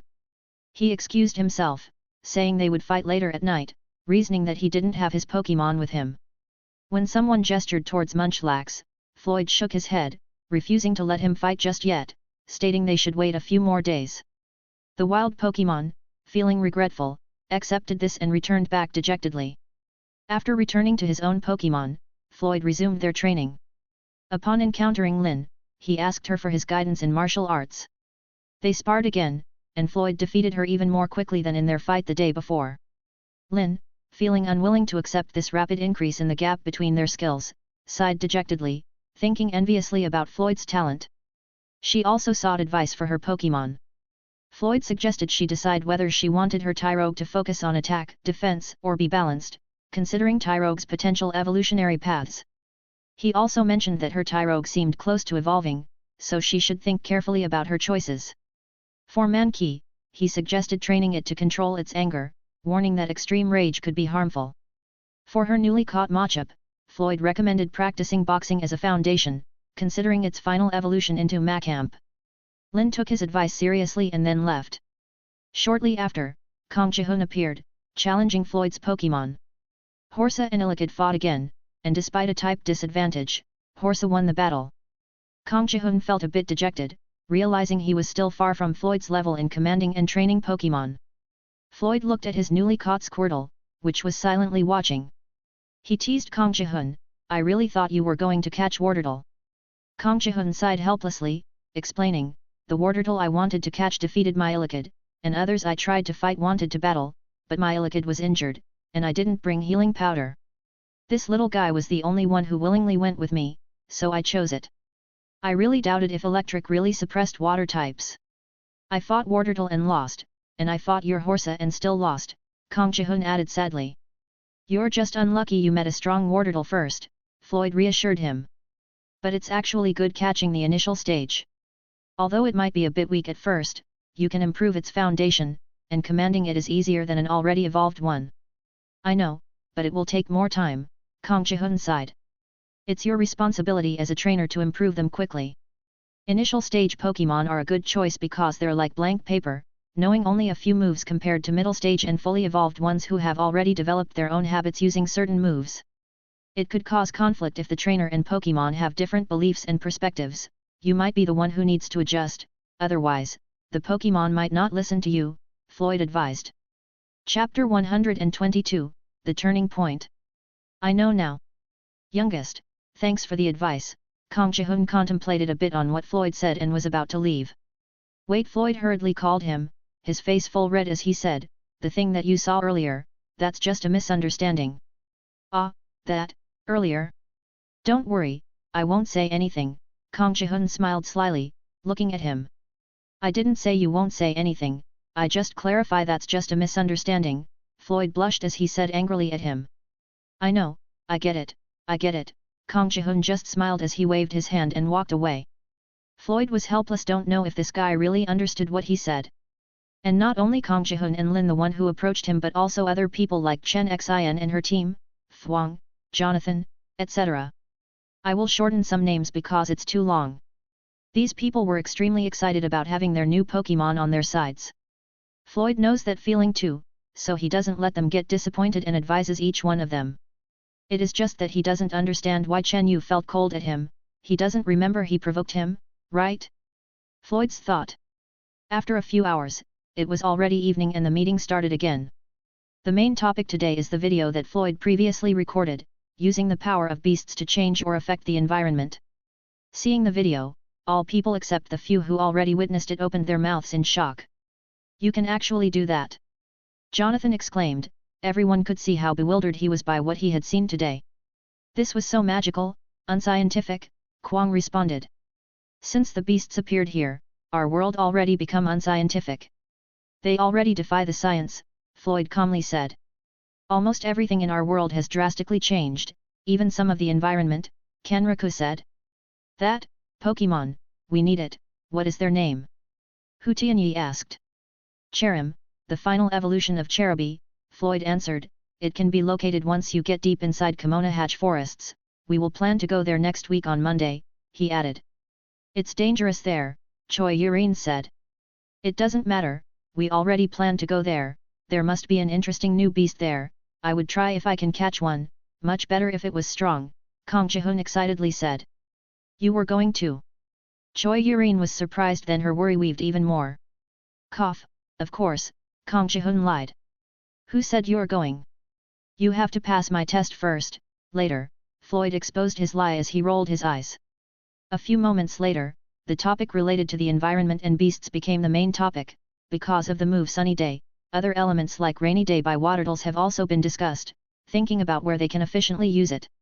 A few hours later, everyone left. Floyd returned to his Pokémon and called them out going to the safe zone and fighting wild Pokémon. When the wild Pokémon saw Floyd, they hurriedly challenged him to fight. Horsa, it's your turn, Floyd called her out. Horsa. Horsa sighed helplessly, then went forward, challenging Beedrill. I'll throw the coin, Floyd flipped the coin, and when it dropped to the ground, the battle started. Horsa released a thick black smoke surrounding her, it's the smokescreen move.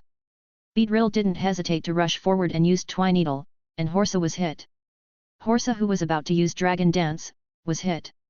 She felt the pain of being hit by Beedrill, she was waiting for Floyd's command, but she remembered Floyd said he would not command and she would fight independently. When she was in deep thought, Beedrill already used his second Twineedle and accurately hit Horsa. Horsa screamed in pain, she felt hurt and hurriedly used another smokescreen. Although Beedrill couldn't see anything in the thick smokescreen, it didn't deter him. He used Twineedle towards the last position he had seen Horsa.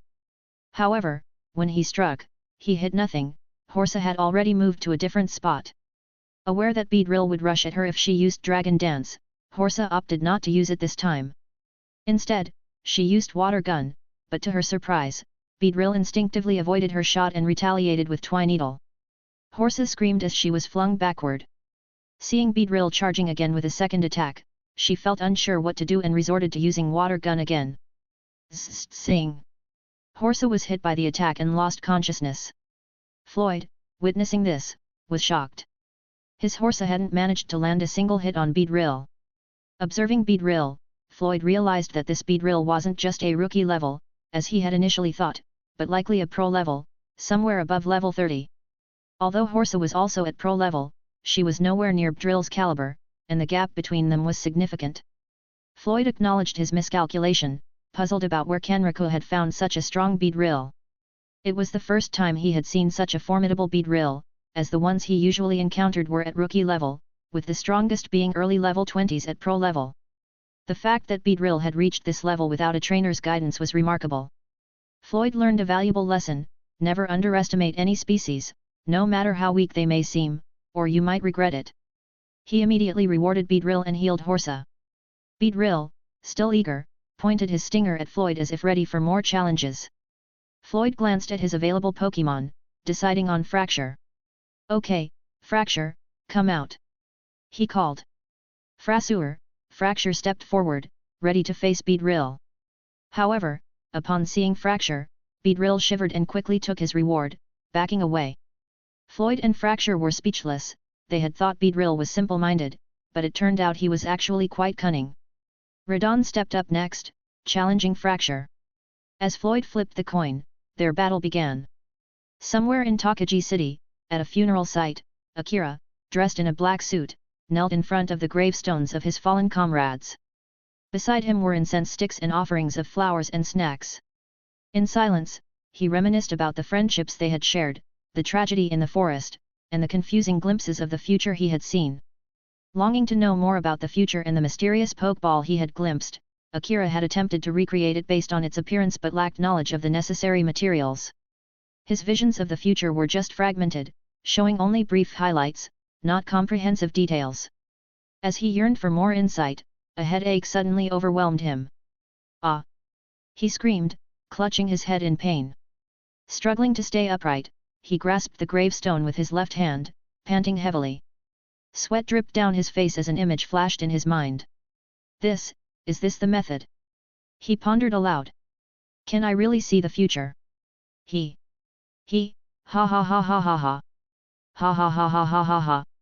I can see it. I can see it. Ha ha ha ha ha. A manic laughter escaped him as he looked up at the sky, reaching out with his right hand as if to grasp something. "With this weapon, I can control them, and not just that. I can also control the world, ha ha ha ha ha," he exclaimed. Rising to his feet, Akira gave a final glance at the graves of his comrades. "Farewell, my comrades," he declared, walking away with a sense of newfound purpose and power. Chapter 123, Tumblestone. September 16, 2005. 5 a.m. Somewhere inside the Kimona Hatch forest. "Growlithe, use Flame Wheel," Floyd commanded. Growlithe rushed towards Beedrill. Bang! Beedrill felt pain as its body began to burn out due to Growlithe's attack. "Don't give it a chance, use Ember," Floyd added. Growlithe expelled a flame from his mouth. Swish! Beedrill lost consciousness. Gumi. The leader Gumi, who was watching, celebrated his victory. Wherever. Growlithe howled proudly, then rushed towards Floyd, eagerly waiting for his praise. "Good, well done. You did a great job, Growlithe," Floyd complimented as he ruffled his head. Growlithe licked Floyd's face, expressing his happiness. "Well, stop it, ha ha ha," Floyd laughed. He liked the activeness of this guy. Unlike his previous self, who was scared to approach humans, the current Growlithe was like the normal Growlithe he had always seen in anime, except that his Growlithe was in Hisuian form. Floyd looked at his stats. Pokémon, Growlithe, Hisuian disappearing 31%. Level, 21. Type, Fire and Rock. Ability, Rock HEAD1. Moves. Intermediate, Bite, Tackle. Beginner, Ember, Flame Wheel, Howl, Head Smash, Outrage. Genetic Skill, Head Smash. Yesterday, Floyd allowed all of his Pokémon to fight, and Growlithe was the one who improved a lot and even surpassed the leader Gumi. The forest, abundant in grass and bug-type Pokémon, benefited Growlithe's improvement. Even some low-level flying-type Pokémon couldn't compete with Growlithe. He looked at the many unconscious Beedrills and realized it wouldn't be safe to stay here longer. It was time to leave. Fracture, Gumi, Growlithe, let's go, Floyd said. The three Pokémon nodded and followed him. But as they were hurrying back, Floyd spotted some unusual stones on the right side. He rushed towards them, followed by his Pokémon. Upon reaching them, a Geodude roared at him. Gumi, it's your turn, use water gun. Floyd commanded quickly. Gumi nodded and activated his water gun, aiming it from his mouth. Swish! Geodude roared angrily, as Gumi's attack significantly affected it. Geodude used rollout towards Gumi. Gumi, don't be scared, take the attack and use bubble, Floyd encouraged.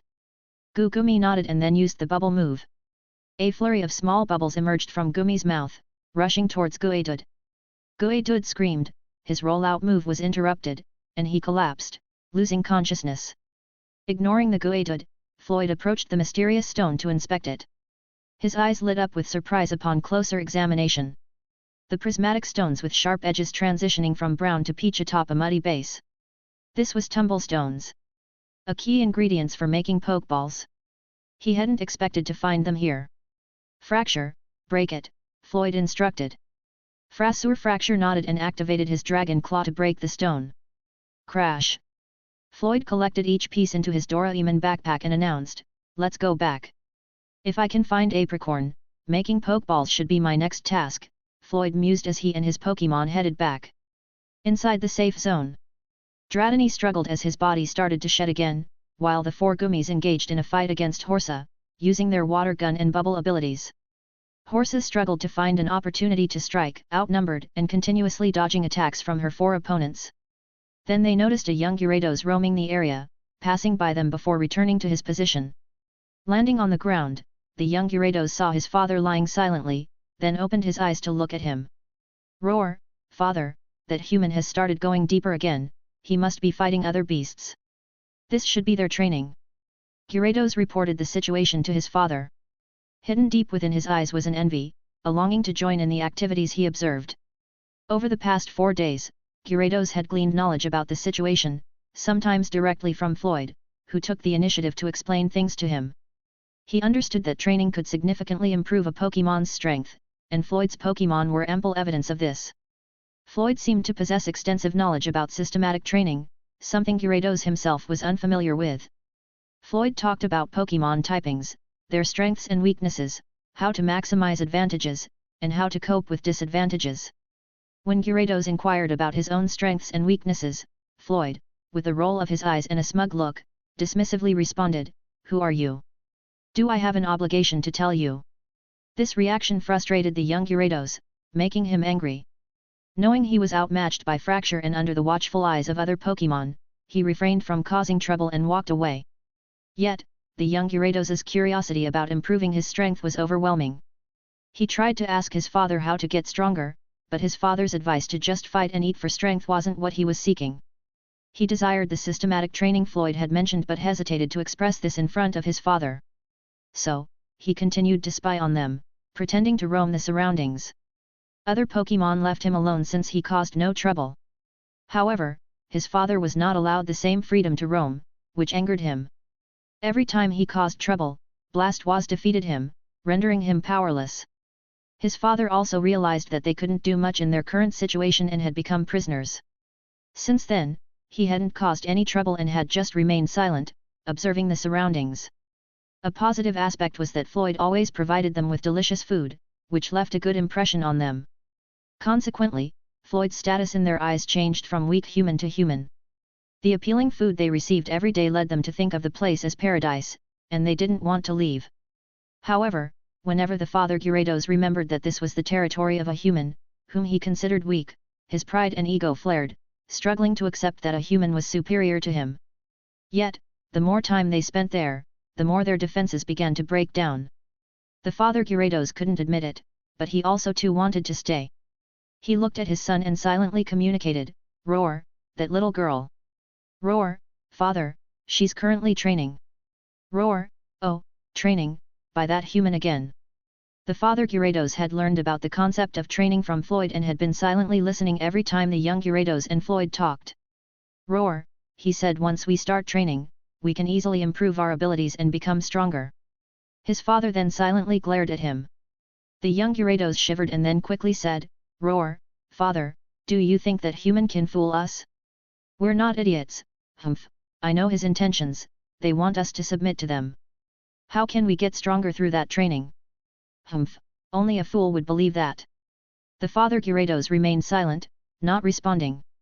He had also observed Kanraku's Blastwaz training and was intrigued by the term move that the humans talked about. Each move had a different name and function, and to Gyarados' surprise, Blastwaz had memorized them all. This was a revelation to Gyarados, who didn't even know his own moves and just only acted purely on instinct.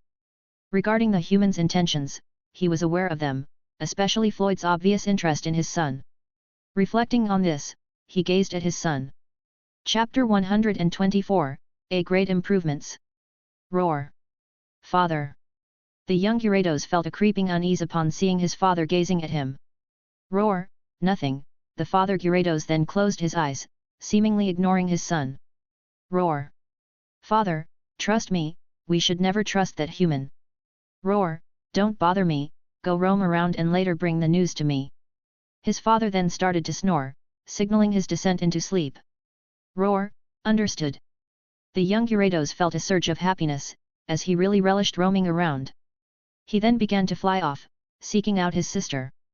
The father, Gyarados, while sleeping, suddenly opened his eyes, watching his son happily roaming about. He snorted briefly and then closed his eyes once more. Upon Floyd's return, he observed the young Gyarados roaming about. He pretended not to see him and swiftly flew away. Floyd did not engage with him and started to walk on. A few moments later, he arrived at his training ground, where he saw the battle between 4 Gumis and an exhausted Horsa. He halted their activity, summoning them to start their meal. Horsa, appearing lifeless and exhausted, suddenly opened her eyes widely and rushed towards him with evident joy. Floyd commenced distributing their food. Meanwhile, the young Gyarados reappeared, roaming nearby. Floyd paid him no attention, not even a single glance. The Gyarados, who was trying to seek attention, grew angry upon seeing Floyd's apparent indifference. "Floyd, who are you?" "My girlfriend." After finishing the preparations, he observed Dratini, who was struggling in his fight to break free from his old molted skin. It was fortunate that it was still early in the morning, otherwise, Swablu would have started teasing him again. Floyd did not disturb him and turned his attention to his Pokémon. Pokémon, Fracture, Shiny. Level, 40. Type, Dragon. Ability, Mold Breaker. Moves. Intermediate level, Dragon Claw, Dig, First Impression, Breaking Swipe, Scratch, Slash, Taunt, Bite. Beginner level, Dragon Dance, Protect, Dual Chop, Dragon Rage, Crunch, Swords Dance, Dragon Tail, Poison Jab, Dragon Pulse, Assurance, Scary Face, Outrage. Genetic Skill, First Impression. Pokémon, Horsa. Level, 21. Type, Water. Ability, Swift Swim. Moves. Intermediate level, Dragon Dance. Beginner level, Water Gun, Rain Dance, Smokescreen, Twister, Tackle, Dragon Breath, Wrap, Focus Energy. Pokémon, Growlithe, Hisuian disappearing 31%. Level, 21. Type, Fire and Rock. Ability, Rock Head. Moves. Intermediate, Bite, Tackle. Beginner, Ember, Flame Wheel, Howl, Head Smash, Outrage.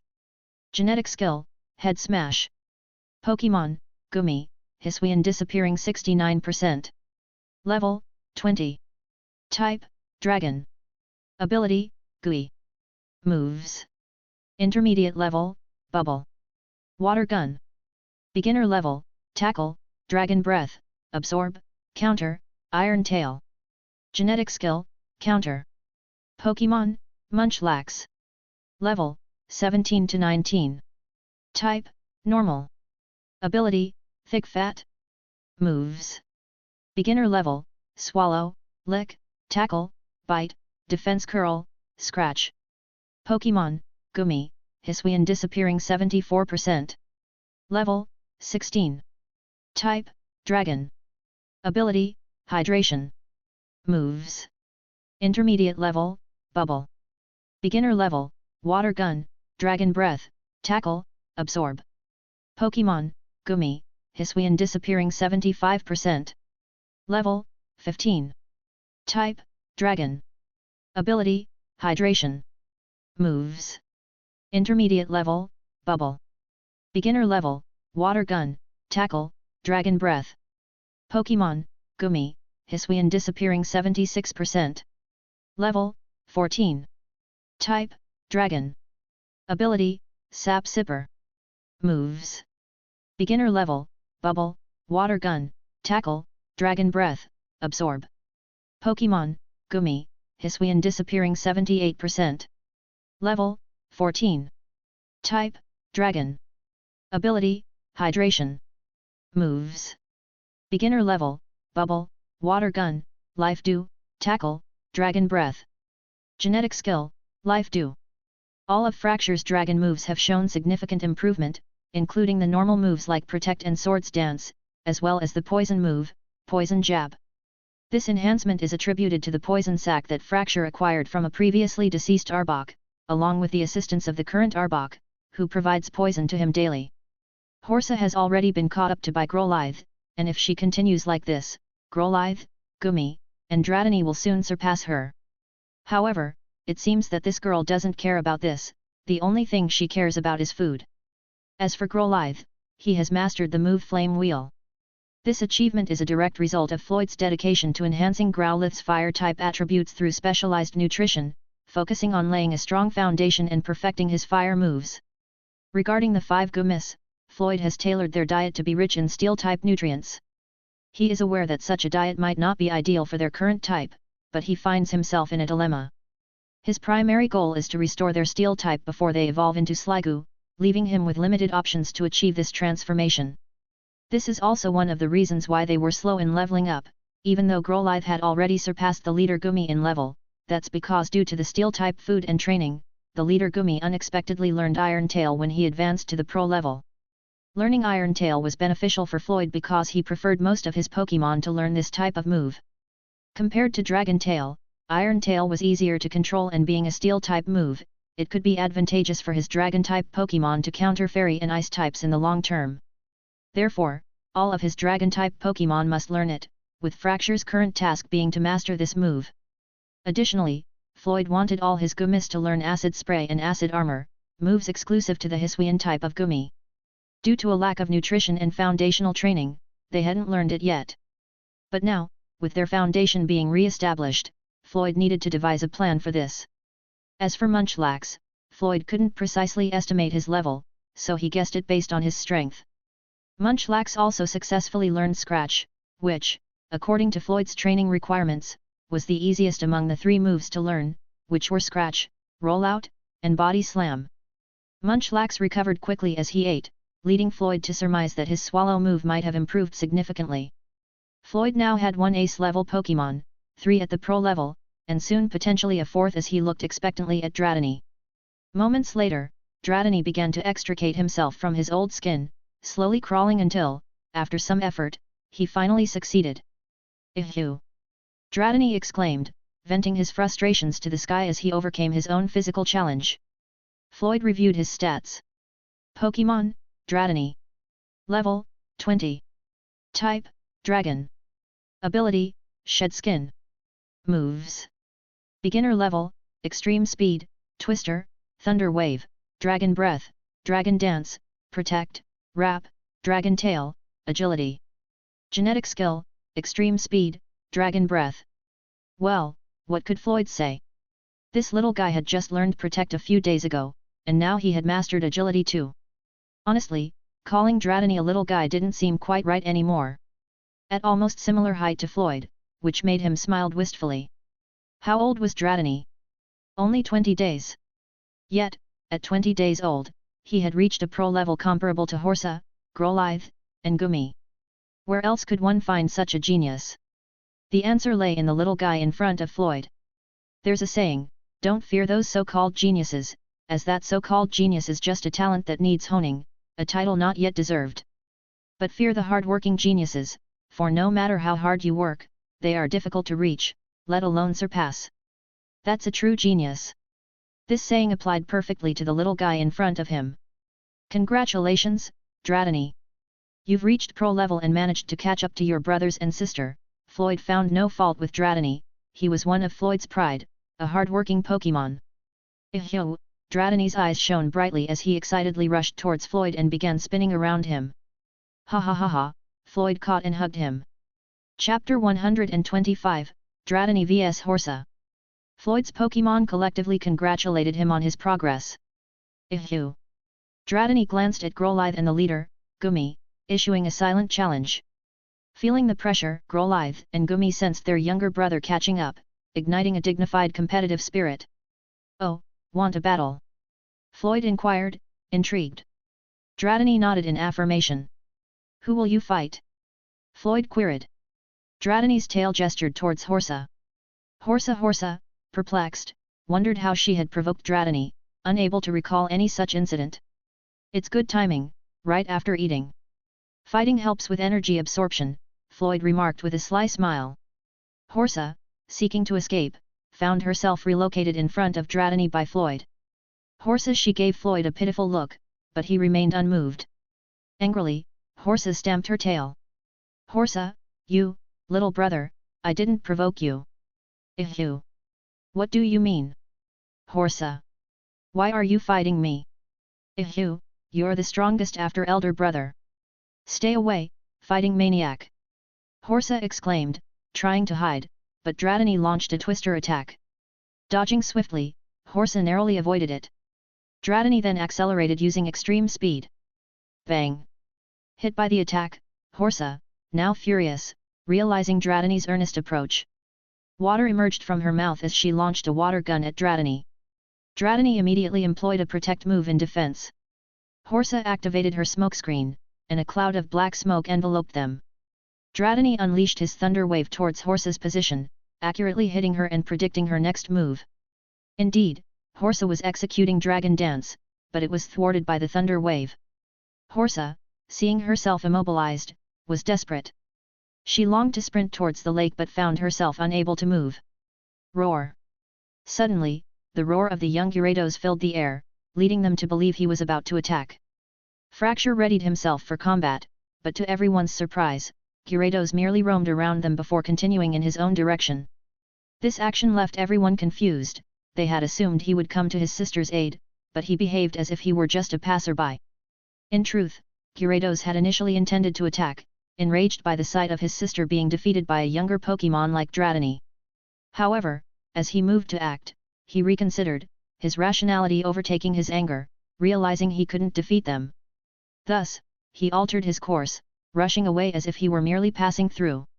Observing the continued surprise of his Pokémon, Floyd called out, "Continue." Just then, Horsa managed to overcome her paralysis. While Gyarados hadn't directly intervened, his presence had inadvertently assisted Horsa. Horsa launched another smokescreen, and Dratini tried another thunder wave, but to no avail. She had learned her lesson and didn't use Dragon Dance this time, instead rushing towards the lake. Dratini, realizing too late, only saw Horsa sprinting towards the lake and hastily used his extreme speed. Bang! Horsa was struck, but the force of Dratini's move propelled her into the lake, aiding her escape as she disappeared into the water. Now, Dratini was faced with a dilemma, unable to see Horsa. Splash! A water gun blasted towards Dratini. Bang! The attack drenched and injured Dratini. Dratini activated Twister with his tail, but upon hitting the water, there was no reaction. Moments later, another water gun struck him. Ehyo! You scoundrel, come out here! Dratini fumed over Horsa's cunning move. You are clearly older, and a higher level than me, and yet you dare use such rogue tactics. Dratini voiced his grievance in his mind. If Horsa heard Dratini's thoughts, she would have retorted, "Little brother, that's precisely why I'm older than you." A few Squirtles, Wartortles, and other Pokémon awoke, observing the battle with interest but refrained from intervening. Spursh! Ihu! Dratini, overwhelmed by pain, used Dragon Dance in anger. Spursh! A water gun hit him. He felt dizzy as he was propelled into the air, his Dragon Dance abruptly interrupted. Upon landing, Dratini, filled with reluctance, rushed towards the lake, unleashing Dragon Breath, Dragon Rage, and Twister in a fit of rage. Ihu! Ihu! Come out, you scoundrel! Bad elder sister! As Dratini called out for Horsa, he was met with another water gun. Spursh! The force sent Dratini reeling in pain. Struggling to his feet, Dratini panted, his eyes brimming with tears of frustration, which he desperately tried to hold back, not wanting to leave a moment of black history in his life. However, there was one thing Dratini couldn't control, the tears that started to fall from his eyes. He quickly shook his head in an attempt to dispel his tears, then glanced at Floyd and the other Pokémon, feeling embarrassed. However, they looked at him with understanding, showing no signs of judgment. Dratini thought he might have gone unnoticed. Hesitant to approach the lake for fear of being hit again by Horsa's attack, Dratini kept his distance. This resulted in a stalemate, with neither party willing to make a move. Horsa, in the lake, was content to stay submerged. Her thoughts were clear, she didn't mind if Dratini chose not to approach, she could remain in the water indefinitely. Dratini, on the other hand, was growing increasingly impatient. The prolonged silence was unbearable for him, yet he still didn't dare to get too close to the lake. In an attempt to break the impasse, Dratini decided to take a risk and began performing Dragon Dance. He was confident that at this distance, Horsa wouldn't be able to reach him. Meanwhile, Floyd and his Pokémon, who were observing from a distance, reacted to the scene. Floyd, watching Dratini's actions, shook his head. He recognized Dratini's inexperience. From the moment Horsa had dived into the water, Dratini could have effectively used Thunder Wave against her. Horsa's strategy wasn't to dive indefinitely. As long as one could pinpoint her location accurately, it was possible to hit her. Thunder Wave, being an electric move, could have been particularly effective. Even though it was primarily a status move, once released into the water, it could amplify its effect, potentially paralyzing Horsa. But, to be honest, Dratini has more experience in battling than Horsa. He was just a bit impatient, and this little girl, Horsa, was also sly, using shameless tactics like this against her younger brother. Goo, elder sister, I saw little brother Dratini cried, the youngest Gumi informed the elder sister Gumi. Goo, I saw it too, the elder sister Gumi agreed. Little brother Dratini looked pitiful and somewhat cute when he cried, Growlithe commented. Goo, yeah, the leader Gumi concurred. Frasuer, although our little brother is strong, he is still a child, not even a month old, I can understand it, even Fracture joined the conversation. If Dratini had known what his elder siblings were saying, he would have buried himself in the ground from embarrassment, realizing they had actually witnessed his tears. The very thing he hoped to avoid had occurred, destined to become an embarrassing part of his history. For the moment, however, Dratini, having completed his Dragon Dance, gazed at the lake, filled with a sense of grievance. Thanks for listening.